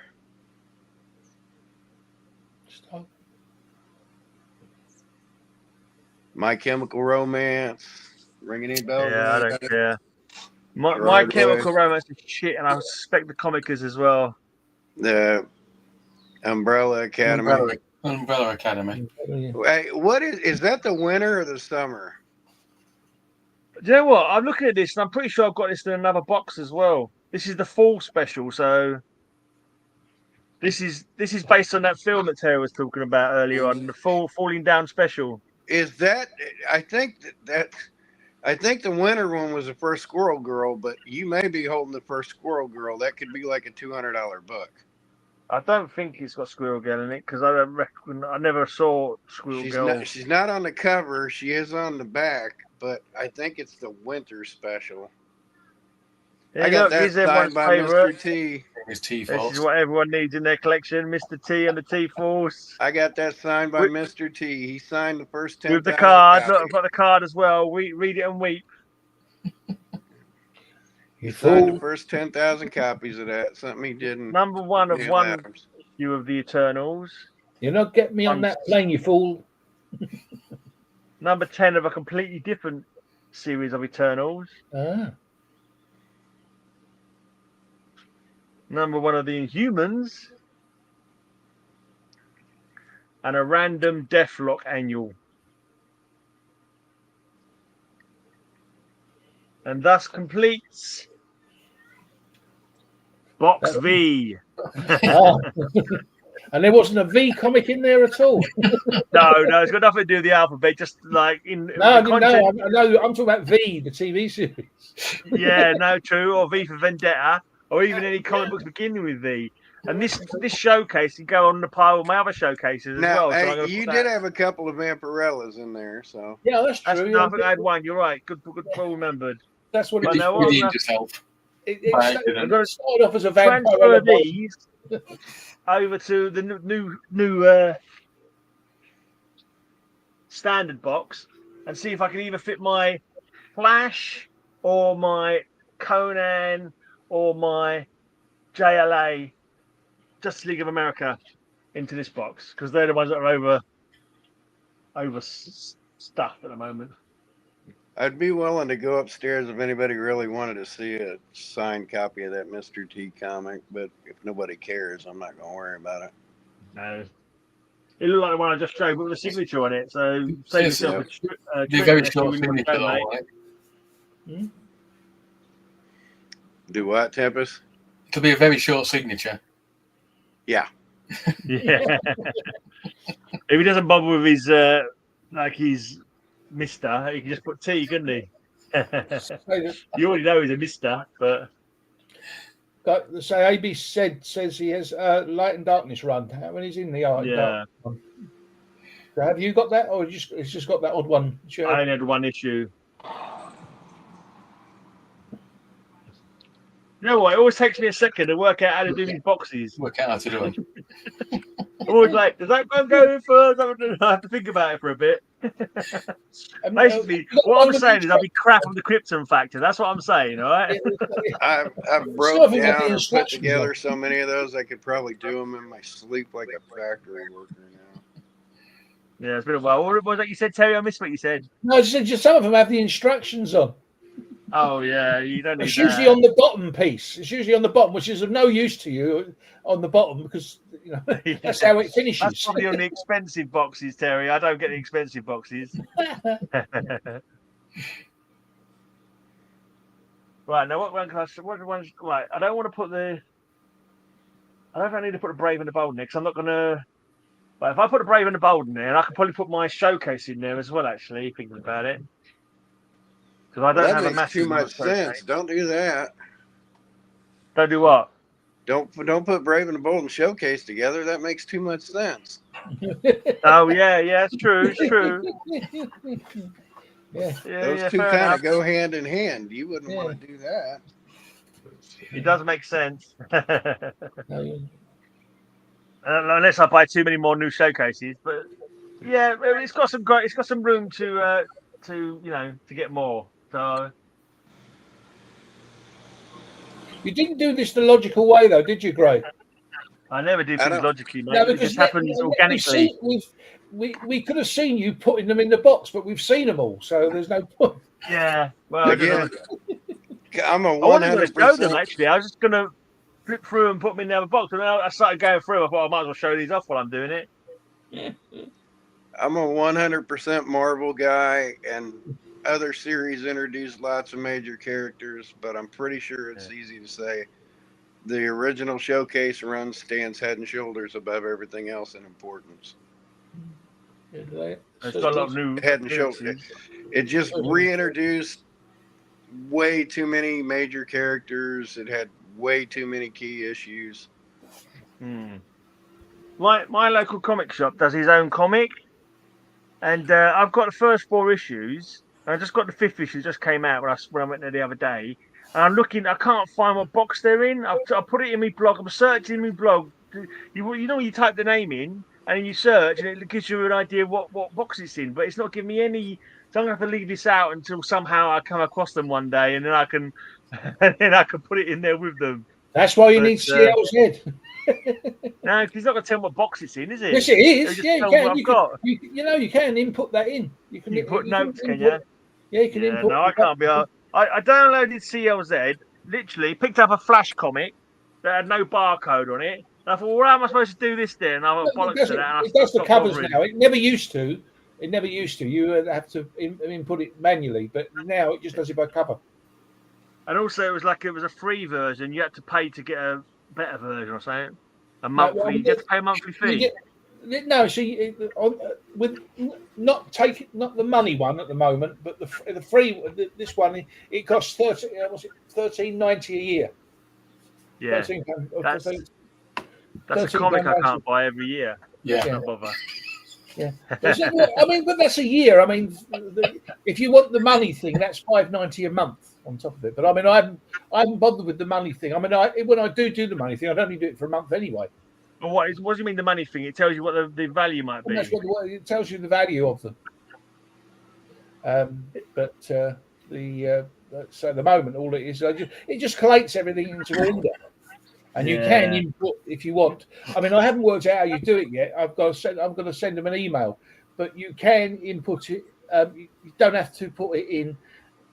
Every individual comic, what boxes you can actually say, right, well, the set of this is in this box. But I don't know how to do that yet, but it can be done. So I just got to find out how to do it. But I haven't seen the point in doing that yet until I've done them all. Oh, I love that cover. Yeah. Yeah, I went the one. Is it the one before or the one after? I think it's with Solomon Grundy on it, twacking Green Lantern into somebody else. I can't remember. I thought this was the one I got for some reason. But it wasn't. But I got it cheap from Mark, I think.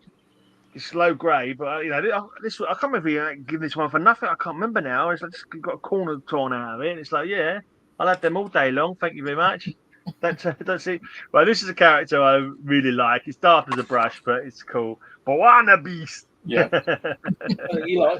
He had about 6 issues, didn't he? Afterwards, after Showcase. I don't know. Did he have his own issue in this period? I don't think he appeared again to Animal Man #1, but don't quote me on it. I'm not sure. Have those couple of issues. Did he? I thought he had a little series.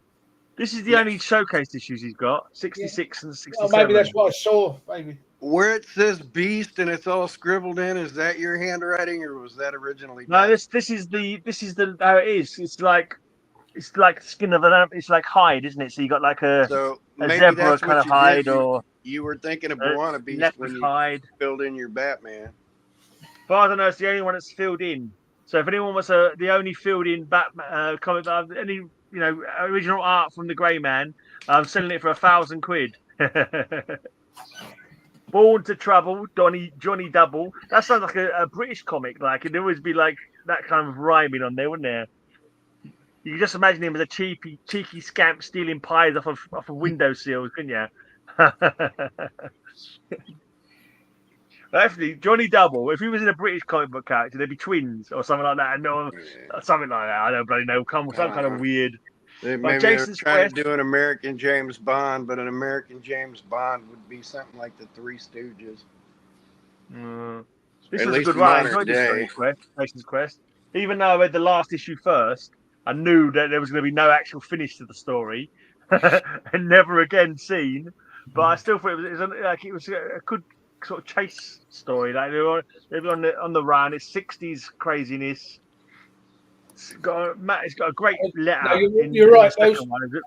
He appeared. Bwana Beast appeared, like you said, in Animal Man 47, and then they changed him into the Shining Man. I think it was the Freedom Beast. No, well, not according to the Wikipedia. It says they changed him into the Shining Man, and then they killed him. So that's nice. I've never heard of the Shining Man. No, nor have I. I probably read it as well. I don't remember it. Because he's I dead. thought the Shining Man was Jack Nicholson.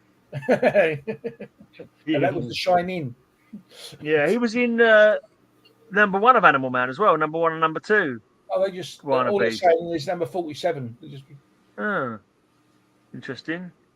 And I think it turned up a bit in Animal Man. That seems to be all the showcases I've got. No, actually, no, it's definitely not the all showcases. No, maybe because they're saying 47 is where he turned the Shining Man and then they killed him. Maybe that's why they mentioned him 47. I've got a lot of showcases in the boxes where the characters are. So the first Hawk and Dove showcases in with my Hawk and Dove comics. Creepers in with me Creeper comics, that kind of thing. My first Creeper from Showcase 73 went to Scott for his $1 bin trading challenge. Really? So Adam Strange, I've got that series. There's 3 issues to that. I need #3, but I'm not that bothered because I read it in like Adam Strange looking to hook up with some nurse, and Alana nearly goes with some bloody well Ranagarian soldier fucking, and I'm like, no, you can't be doing that to my bloody well Adam Strange and Alana. Fuck off with that kind of bollocks. They're loyal and they love each other, and they would never fucking cheat on each other. Yeah, but maybe in #3 it was a dream. Yeah, that's the only way they could get away with it, is if it was all turned out to be a dream, because that's off, totally off. The only kind of like superhero characters where where the romance has actually worked for them, you know what I mean? None of that, I can't think of any other character they're actually still married or whatever, or managed to go like Green Lantern never got with F.A.R.T.s in the end, and Flash and Iris are all right, apart from the fact she kept getting killed. You know, so it's like they never give They her did the a happy. They did the same with Atom, didn't they? Yeah. I mean, she ended up being a murderess.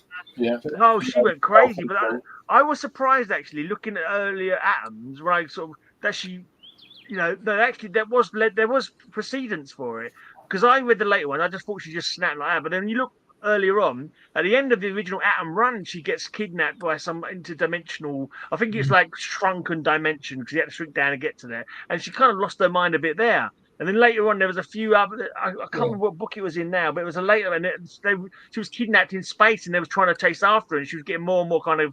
Well, I mean, when you had sort of like the Flash was, you know, the earlier issues of the Flash, they did give him a timeline. They gave him a story. It gave him a life, if you like, sort of thing. And they did the same thing with Atom. They did the same thing with Hawkman and Hawkgirl, didn't they? There was actually stories, you know, a backstory to the characters rather than in like still with even in that time the Superman story and stuff like that. There was no real backstory. It was the same story over, you know, sort of retold virtually, you know, all the time. You know, Lois trying to find out if, you know, if Clark Kent's really Superman, and that sort of story was basically what it was all about until around about 68, 69 when it sort of grew up. But they began with Flash, where there was a real, you know, it was actually a proper story and a proper word I'm trying to think of. An ongoing story. Yeah, no, but continuity. Pardon? Say that again. Continuity. Continuity. That's the word I'm looking for. Yeah, they gave those characters continuity. Before it wasn't, because you tell a story about Batman and Robin in the older books, and that story was told, it ended, and then in the next issue, you wouldn't know. Never harken back to again, kind of thing. Yeah, there was never anything like that. But with Flash and everything else, and that's when the things start, like, you know, see previous issue and stuff like that. And it was only they were copying Marvel because Marvel was doing that from the beginning with Fantastic Four. But they were a weird one. Well, the half man, half robot. Yeah, because it's actually the robot that they need the robot, not the human. Yeah. So they graft the human onto the robot to keep the robot alive. All right, to save the robot. Yeah. All right. It's a robot that's freaking out, not the human. Yeah. I think I've got all this reboot of Mystery in Space now. I think there's one more that's in my reading pile, I believe. I've got it off Darren a little while back. But yeah. I like the DC Comics Presents ones. I did a video a little while back with like the new covers and the old covers. You showed that Mystery in Space there, which is like a more of a modern book, and then you show that old Mystery in Space. Yeah. You got the original. Yeah. That I almost cut off. Yeah. That's Alex Ross, isn't it? This one is, yeah. But that's great covers. So when I've been going through these books, doing this CLZ, now I've found a lot of issues of of the artists that, you know, they must be there virtually the first time they did anything sort of thing in comics. I found Alex Ross, and also the girl that they all love at the moment that does all those who's killing the children. And found a lot of her early covers that she did sort of thing. So the one thing that I never knew about this cover, like I realized it recently. I didn't sort of click it. I just thought it was a spaceship flying by, but it's like it's a giant magnifying. It's a flying magnifying glass rocket, and that's intensifying the sun, which is causing the fire down there. I didn't realize that on like various viewings, but like now I realize. Of course, if you want to melt a city, you're going to use a giant magnifying glass ship, aren't you? I mean, what was I thinking? I should have realized that sooner. I almost had to cut off my feed here. Cut off your feed? Going upstairs to get my wife. I got a crazy neighbor down the road that was having an episode walking down the street yesterday yelling at themselves. And they walked by today and they're walking their Labrador and I start hearing the dog being beat. Okay. So I went out the road. My neighbor was already talking to her. A couple neighbors came out. I went up to get my wife and told her, call the cops or the ASPCA. This is ridiculous. So she's back down in her house staring at people like we're doing something wrong. And it's like, you ain't going to walk around your dog and beat it out here. It ain't happening. Crazy.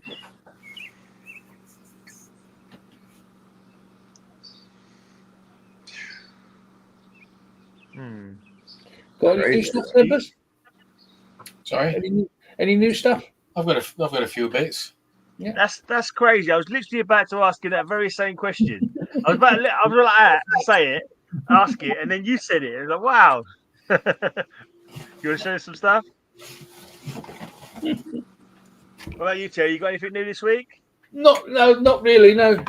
So I will bring that box down of the Batman stuff, but I haven't had a chance to yet there because I just want to show those miniseries because I've forgotten about them. Oh, yeah, I did actually have that one. I didn't have many of those digests, but that one I did have. That one. I don't know why, because I had the comics that were inside it. But I've got 1 and 3. That one doesn't show up all that often. Yeah. So I thought I'd grab that one while I could. Never read the digest. I've got a massive box of Batman miniseries as well, Terry. Yeah, that was expensive. That's a big one.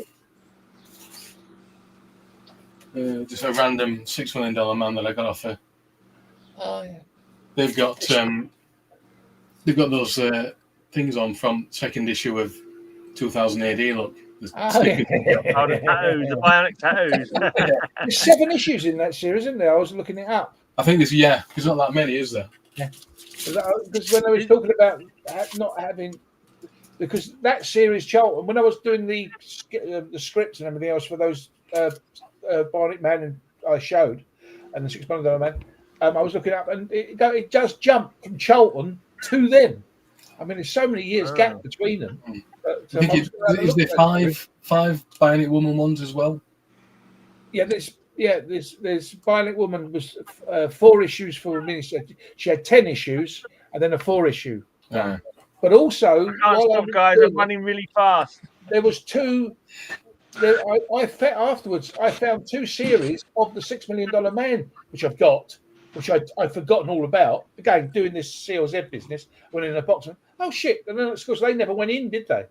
But the ones that I'm missing as far as the crossover is concerned, I've ordered those. I mean, they'll be here in a week or so. So I thought, well, with them and the other ones and everything else, they'll make another little show. But I'm looking for those Charlton ones and to see if I can get them. But I don't know how easy that would be. That as well, kind of poignant for today's current climate, I think. Yeah, that's right. American War, with everybody. Yeah. American War themselves soon. I got. Batman. We came down to two Batman annuals I need now. America already did it though, didn't they? They did war with themselves. Yeah. And then, it's been a while. They want a rematch. Yeah. This turned up House as well. of Mystery. Oh, collected. What's in it? It's the first issue's missing part of it, unfortunately. But then there's. Oh, nice. There's that one. What number's that? How much that cost you? That's 70 or 71, I think. This for 25 quid. It's not in the best condition. No. But you got some complete stories in there, though. Complete issues, or there's House of Secrets. But it cost you all 25 quid to buy those ones, didn't it? Yeah, it would do. How many issues in it? Do you know? I think there's about 6. All right. There might be more actually. There's that. Yeah. House of Mystery. Those are some cool covers. They are actually the whole comic that's been sealed in there, rather than yeah. That's what I love about the old sci-fi and mystery stuff from DC. You've never seen them all, you know what I mean? Because you're showing all those, and I don't recognise any of them covers. No, you know what I mean? There's so many of them going back so far. You'll recognise this one because you've got this one, Gray. Yeah, that's the one. Number 14, isn't it? Yeah. Is that number 14? It's very early. They're not in order then. No, they just randomly stuck in. That's interesting. What year was that one? This one is 56, isn't it? 14. That's 58. 58. So yeah, so it was originally on eBay for like 50 odd quid. There it is. Do you mean this one? Yeah. But it eventually went down to 30, and I got it for 25. But when I looked at it, there was like, you could see like tatty pages hanging out at the bottom. And it's only because some of the pages were loose, but rather than just shoving them back in, they'd left them in. They just left them hanging out. So I think if they put them on like bookshelves over the years, they'd just been scuffing the bottom of the page off. I'm not entirely sure why they didn't just push them back into. How many pages of the front one is missing then? Just the cover? I think it's like we're covering the first stories missing. So that's all right. Yeah. Have they been put in such a way that you could actually take them out of the book? Rogers. You could, in theory, take them out, but they have been trimmed as well. My copy is in such bad condition. I don't think I'll even bother getting any tape on it, because it's just, I'd have to do it to every single page, the whole page kind of thing on every single one. So I don't think I'll ever bother. I'm sure there was a story in it that I did on my YouTube channel, or one of my Halloween. I think it's like the Wishing Well or something like that. Can't remember now. And I'm doing a toy fair on Sunday. So cool. I'll show you a couple of bits I pulled out to take with me. Yeah, this is it. I did this story on my channel, The Fantastic Wishing Well, for one of my Halloween videos. Bill's back in the back. Yeah. Is that a Sentinel? Yeah. And Wolverine. Huh? Sentinel Wolverine. Well, Bill says he's back, but all I can see is a black screen. So Days of Future Past. Well, you're going to either sell them or try and get something for them. I'm going to some other characters for them. Done. Cool. So selling them or trying to get other things for them. I'll be selling them. Yeah. Hopefully. But, I mean, these don't go for much, but. Oh, those are awesome. Final. Sell them to Bill, you get more money selling them to Bill, maybe. Yeah.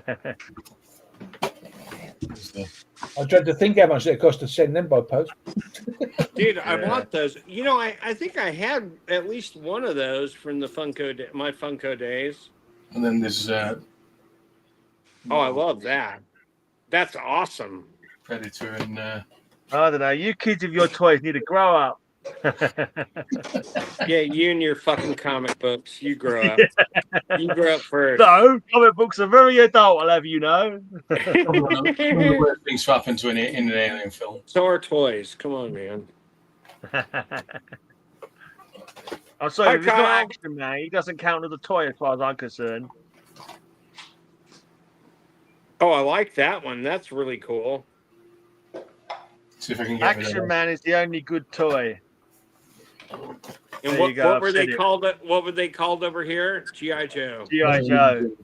I was saying to Terry, they're not my original ones, but I have got Bionic Man and Mask Control. We took the inferior G.I. Joe and we made it better, didn't we, over here? Yeah. Tempest, I'm pretty sure that's what happened. Yeah. We gave it eagle eyes, we gave it sharpshooter neck, we gave it proper gripping hands, all the good stuff. And then you got Atomic Man. Kung Fu Grip. Remember that? All the mod cons. Yeah, all the mod cons we gave him. And then the $6 million man came and they sort of converted the Action Man doll, didn't they? Somewhat. Yeah. With the I eye. I remember a $6 million man back in the day. With the eye at the back of it, couldn't you? Through the back of his head. I can't remember if I ever had an Evil Knievel. I'm sure I remember seeing an Evil Knievel. I can't remember if I owned it or a cousin owned it or something. Yeah, we had one year we got these toys that must have been a rip-off of Evil Knievel. They're called Screaming Demons. And they were like motorbikes that you wound up and they went just whizzing off. Does anyone else remember Screaming Demons? Those were actually Mattel, I think. The Screaming You heard of them? Yeah. Is that them? And they weren't a rip-off. There was just, wow, that's super cool. Let's see what Aquaman looks like. Oh, holy crap. Oh, that's gorgeous. Oh, that is gorgeous. I love Ants that. are in there as well. Has that's Aquaman so ever teamed up cool. with SpongeBob SquarePants? I mean, they had an Aquaman parody in SpongeBob, didn't they? Yeah. Probably, yeah. More than likely. And do you know who the voice of the parody was? It was Ernest Borgnine. Yeah, it's Borgnine. Oh. And Tim Conway was his assistant, and they were both in a series called McHale's Navy in the 60s. All right. I know, too much information. But so He was so Aquaman was quite funny in The Brave and the Bold, wasn't he? He was like a fun Aquaman. In the cartoon, yeah. Yeah, The Brave and the Bold cartoon, yeah. Oh yeah. Well, Aquaman had his own show in 66 on CBS. And it was really cheesy, but hey, it was great stuff. Yeah. I grew up on that stuff. You read old Aquaman, you don't realise how cheesy it is. Like, because I never read that. I mean, I've got 80s onwards, a lot of Aquaman runs. Yeah. And I went to sort of like look back at some of the older ones, and you see him like using like electric eels to tie people up with, and like swordfish jumping into the sides of ships to make stairs for them to walk up into a ship. It's like, what the 100%. hell? The latest issues, mind you, I've only read 3 of them so far. They have been pretty good, but I remember the last couple of times. I mean, even the New 52 started off okay, and then that just fell down. Okay, yeah. Bill, can you put me your address in the private chat? Oh, sure. Do we have private chat? Yeah. Yeah. You've been putting stuff Look in at the toggle. Oh, you might not be able to see it because it's on his phone. You might not be able to see it. He's put stuff in it. You could just email him hate mail, Tempest. You haven't got to actually send it to his actual address. Save yourself a stamp. Shut up. You're a dumbass. Why do I even like you? I'm going to send him something he didn't ask for. You're funny. He's written his own name. He's written his own name in the chat. That's handy. I know. I fucked up. In case you didn't know what his name was, he's written it there for you. What you can do, if you just write it to Bill Field, they'll find him. It's only a small country, America. Yeah. They'll narrow it down. They'll be able to do it. Comment shop. Yeah. I was just going to put Bill. I'll never get it. I was just going to put Bill in America and then just see where. Yeah, Bill Field in America. Quite a tall guy, funny hands. You'll recognise him when you see him. Oh, I keep doing this so wrong. Is Bill Clinton still around? Yeah, he is. Believe it or not. But, you guys are cracking me up today. There's all this new revamped stuff at the moment, but they haven't done an Aquaman yet. But I suppose they will do. It's probably one of the. I'm going to say it was the other main one because they've done Martian Manhunter, haven't they? Yeah. So you got Flash, Green Lantern, Martian Manhunter, and Superman, Superman, Batman, and Wonder Woman, but they haven't done Aquaman yet. But I assume they haven't come up with an idea for him yet. But then again, they're definitely going to be doing their version of the Justice League, and you can't have the Justice League without Aquaman, can you? Well, you know what though? I think he makes a way better Lobo than he does an Aquaman. Well, the actor, yeah. Sure. Yeah, I like I like him a lot. I like Momoa a lot. I always want to call him Mimosa, but that's a drink, not a person. But he's a great guy. It's a nice tasty snack. Food as well. Yeah, samosa. Yeah, samosa. Yeah, no, not a samosa, but dude. I'm not a fan of whenever Tempest gets up, I always marvel at how cool his chair is. The gamer's chair, isn't it? That one. Is that a gaming chair? Of course it is. It's a gaming chair. It's very cool. Do you do much gaming, or you just like a gaming chair for comfort? I do a bit of gaming, but it doesn't help me. No, that's kind of weird. Why would it help? It helps you ergonomically. Maybe it helps you back. It doesn't help much of the game. Ergonomically, not economically. Economically, didn't hurt me wallet. Economically, no, ergonomically. I nearly. Economic. I thought it said I nearly ergonomic. bought a Superman. I nearly bought a Superman one. But the way it was advertised was as though you could buy it in this country. But when I got to the very end, to putting it in, it turns out you can't. I couldn't buy it in this country. It's America, and the carriage for it was almost as much as the chair. Yeah. so then, nah. I think the chair was about 400 quid, and the carriage was about 375. I don't believe that. So the way it's advertised is as though it's a company in this country, which is rather annoying. Are you home now, Mark, from Portsmouth? Must be. He wouldn't be texting while he's driving, would he? So I guess he must be home now. Unless she's talking, unless she's got one of the. I've actually put it in my car now. Elsa or whatever her name is, and you can actually do a text now. You just talk it out on it. It texts. Right. But he'd have to be watching the show as well, wouldn't he? He might have parked up even. He might, because he's got his van, isn't he? Yeah. Well, no, he hasn't got that van, has he? He hasn't got that. He's had to leave that in Lisbon, hasn't he? No, I think in the end he didn't have to. In the end, yeah. He parked up on the A3. He decided to drive it back slowly instead. I expect it cost a fortune to try to put it in a garage over there. Then to have to go all the way back and get it again. Yeah, he's parked up for the night. There you go. Oh. How's the wife?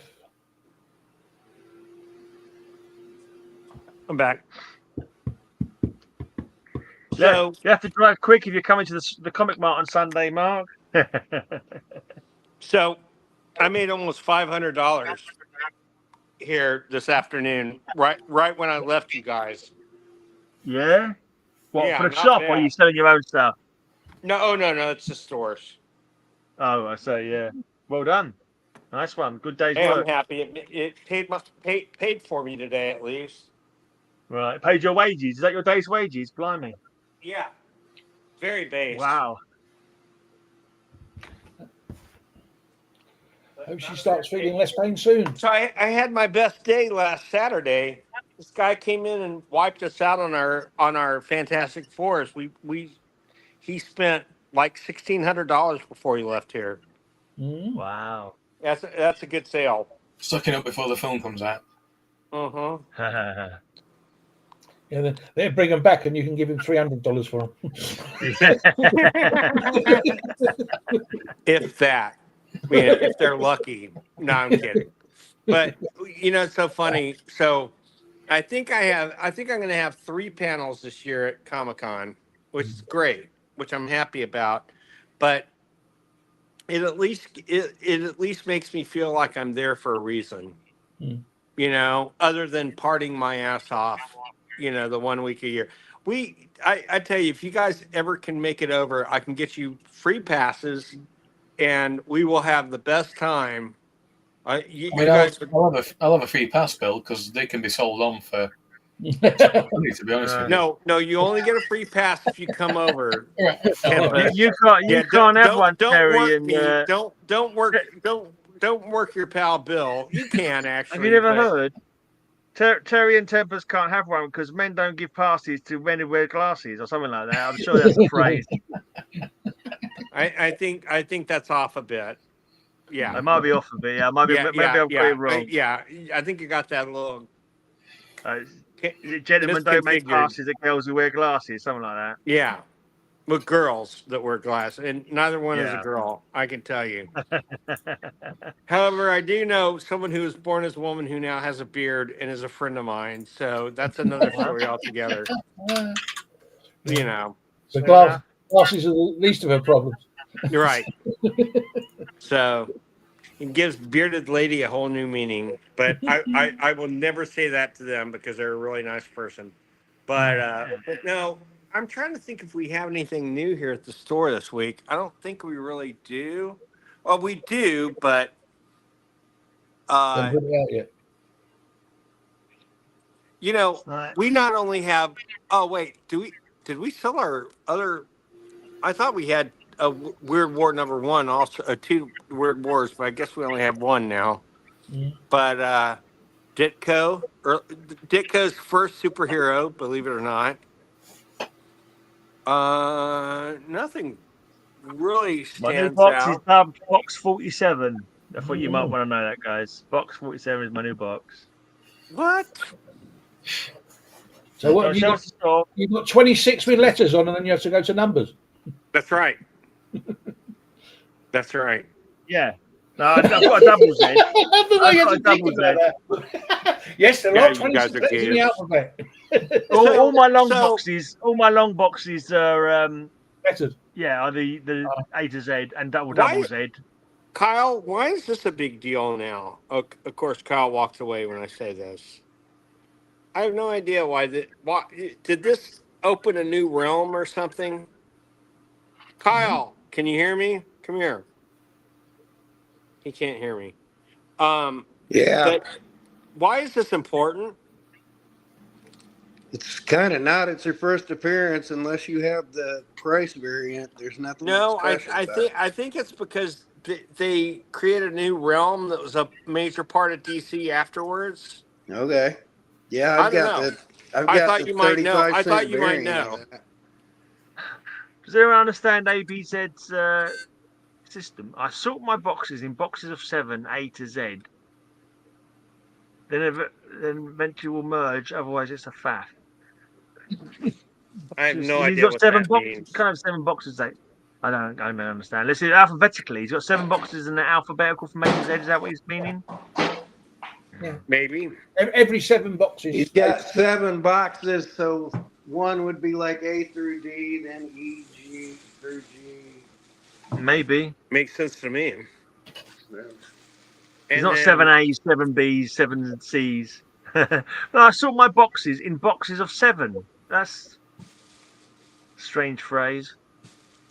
Same. Doc Savage's number 1. Doc Savage number 2. With another 7 boxes. Okay. Long boxes A to Z, then start again with another 7 boxes. A to Z. So no. Unless say so. I suppose rather than trying to fit stuff in old boxes, you just start a new box. Yep. 100%. I'm still baffled. Or just do what Bill does and chuck them on floor. Yeah. What? Why is everybody hating on Bill today? What's wrong with you? You're the scapegoat, whipping boy. God damn it! I thought Tempest was my friend. You guys make me so happy. It's funny that I was on mute, you guys weren't, and someone goes, "What's the deal with all those British guys?" And I go, "That's my podcast." And they go, "What is it?" I go, "Geeky Weekly." And they go, "Oh, is that a thing in England?" And I go, "What?" And they go, "Geeky." And I go, "Geeky's a thing everywhere. It's not." I mean, I actually think that's a worldwide thing. I don't think it's a singular thing. I didn't get that at all. But have we got another name for geeks over here? Did we ever have another name for geeks back in the day? Nerd. I thought it was always just geeks and nerds, weren't it? So geeks originally, you know where geek comes from. It was a circus geek, a guy who would swallow any kind of animal, and they were called circus geeks. Yeah, that's what DC comic, brother of the geek, isn't it? Yeah, well. Yeah, brother. If you're into wrestling, you could be a pencil neck geek. Mark's got it right. Anoraks, right? Anoraks, yeah, that's a good one. Yeah, I think Anoraks is more actually a big hit. Though. Yeah, that was Pencil Neck Geek was actually a big hit years ago. Yeah, was it Classy Freddie Blassie or something Freddie like that? Freddie Blassie. Absolutely. It was a big, Classy Fred Blassie. I don't know if you remember the old 2000 AD. One time he's fighting robots and he's calling everyone a pencil neck geek. There's a wrestler robot and he's calling everyone a pencil neck geek. Can you remember that? I remember that one. Yeah. Brother of the geek. Was that Ditko? Did Ditko do that? What, the geek? Yeah, the brother of the geek. Power the geek. It was DC comic, wasn't there? Brother of the geek. Brother Power the geek. The definition of geek is someone who bites the heads off of chickens. Yeah, no, I'm talking about who the comic was written by. Was it I think Ditko? it was Ditko. More than likely, he did the art, and more than likely, he wrote it. Oh, Bill's disappeared. I've got my big. Oh, I've got my big screen. I'm He's here. not even here. Yes, it got called a bookworm, but that was more posh, wasn't it? Yeah, I was called a bookworm at school because I used to read. I was reading books at playtime. Like everyone's kicking a football around. I'm sitting there reading the book. I say, bloody bookworm, whatever. I'm like, huh? What? Yeah. I probably shouldn't have done that. I'd probably save myself a lot of hurt if I hadn't fucking read books in fucking playground. But there you go. You don't know at the time, do you? Right. Oh, Bill's talking from the black beyond. Yes, I'm Yeah. I'm messaging Phil. You messaging Bill? Phil. Okay. Oh, no, I'm kind of fading out pretty quick. I had to put that roast on, but I moved too much today. Falling up the stairs was a good one, though. I fell up the stairs. It was better than falling down them. Well. Yeah. Pretty much. Thank you for noticing. True. Smart ass. Probably do less damage falling up them than down them. Amen. If it had been a guy beating that dog, I'd have come back with bloody knuckles. But since it was a woman, yeah, well, that would have been came back with a bloody. You would have only hurt yourself more, probably. Your poor beaten down old body. You'd probably thinking you might have even had to walk back if you went out and give someone a whooping. Yeah. 100%. Give him a stern talking to instead. That might be better. Teach him the error of his ways verbally. Save your body from being crushed. To me, that's a wasted vocal exercise. 100%. I either need to say nothing and walk away. If somebody gives me a reason to take action, then I don't need to say a damn word to them. So, of course, I just got in trouble for selling a book Phil hadn't seen yet. But it was the first Mobius, but I did think he already had one, but he didn't. But the one I sold had a major tear. So I really don't feel that bad. I feel like I do the best I can. Was that the first issue of Metal Hurlant or something? No, it was the first Mobius. Oh, you're a dork. I hate and love you at the same time. You're such a dork. I meant Morbius, not Mobius. Oh. Damn. Oh, you say Mobius. I was thinking Mobius as well. Yeah, so ASM 101. I mean, I was going to ask you which one of Mobius's books it was, but... Yeah. I was thinking it was a Mobius strip, and I was like, what's going on here? We're going around in circles. It never ends. Always chimes in at the wrong moment for me. That's why I love him. I thought that's so funny, man. They all hated that film, so I was surprised that Morbius sells for any kind of money. Well, you know what? He's still a great character. Have you ever read his brother? Morbidus Obesius. Forbius is his brother. Forbius. Morbidus Obesius. He's a really portly chap. Yeah. You know. Well, you know. So his brother's Forbius Man? Forbius Man, yes, exactly. Smart, Alec. Four-brush man. Yeah, his brother's Four-brush man. His brother's Four-brush man. You're a Four-brush man. Yeah. It's funny. We're across the pond and we still get everybody's references. I love that. We've descended into nonsense now. That's good. That's a good thing. What do you have to show us, Kyle? Anything? Oh, I done took it upstairs when I went up with my wife. I just got a little Charlie Chaplin chocolate card. That was it. Oh, okay. Gotcha. So is that what you just got in the post? I will show one thing. One thing that I got. This is my own. Oops. I guess I don't have anything. I'll just have to do it like this. Bill's Groove Tube. I'm not sure if you can see this. Is that Monty Python art? It's a Jesus Christ Superstar poster.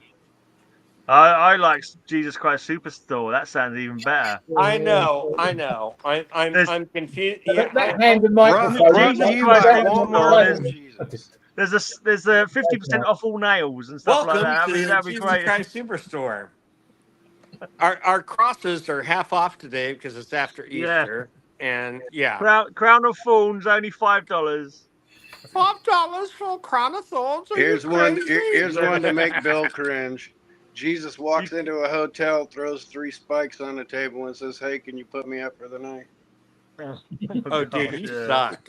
That is hilarious, but you suck. They could So sell we Jesus have the Christ first donuts. American. We have the first American Pope. How cool is that? They could make a Jesus Christ donut, but it'd be like a bear's claw with a hole in it. That bear, you know, those.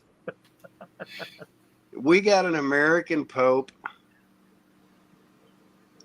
I hope he's not aligned with the.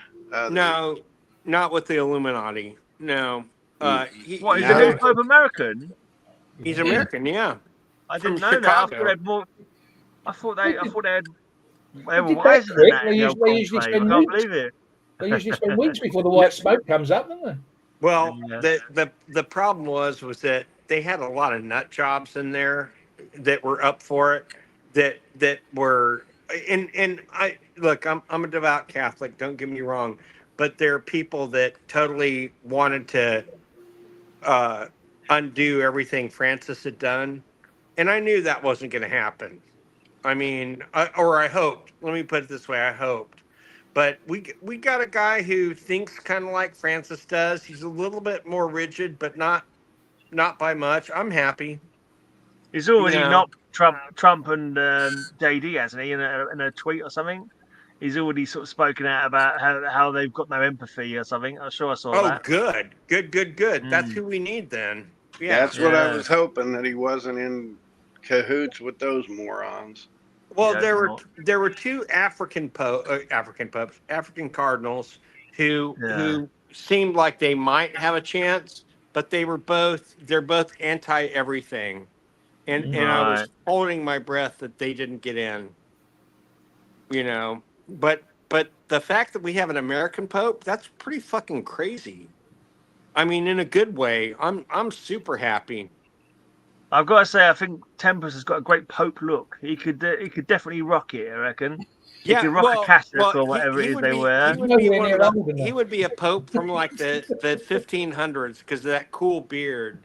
He could be like old Pope or something like that. Hey, Pope Badass the Fifth. Hey, Bill. He'd be one of them popes that've got 5 mistresses. hey, Bill. He should be that lucky, but yes, he would be that pope. When you Nothing against you, Tempest, but anybody who has 5 mistresses is pretty fucking cool, dope in my book. Yeah, but I don't want him as a pope. But hey, Bill, as a devout Catholic, I need to know this. When you tied to the Vatican virtually, do you use papal? I hate you so much, but I love you at the same time. I'm gonna have to use that. If you want to spend money to the Vatican, do you use PayPal? You won't remember it, Bill. In 10 minutes' time, you won't PayPal, PayPal. Yeah. PayPal. What was the first line again? What was the first line again? What was the feed line though? 5 seconds. Remember. When you give a tithe to the Vatican virtually, do you use PayPal? That's good. That's good. I have to say, I really like that. Right. That's yeah. I have to admit, I really think that's funny. And he's a fucking Catholic. But what are you drinking there, Kyle? That joke was as slim as a communion wafer. 0. That was. I like that one, Greg. Oh dear. That joke had more layers than a corned beef sandwich, but that's funny. Okay. It was just as corny too. There you go. As many layers as a layer cake. Or wait, what? Okay. I think I should bugger off and go and make my dinner now. Well, guys, it's been great. Sorry I was gone for so long, but Great that we got to hang out the last few minutes. Tempest, you rock as usual. Terry, you rock as usual. I'll see you later, guys. See you guys. See you later, Have a good guys. one. Later, guys. Yeah. Bye. See you soon. That's all.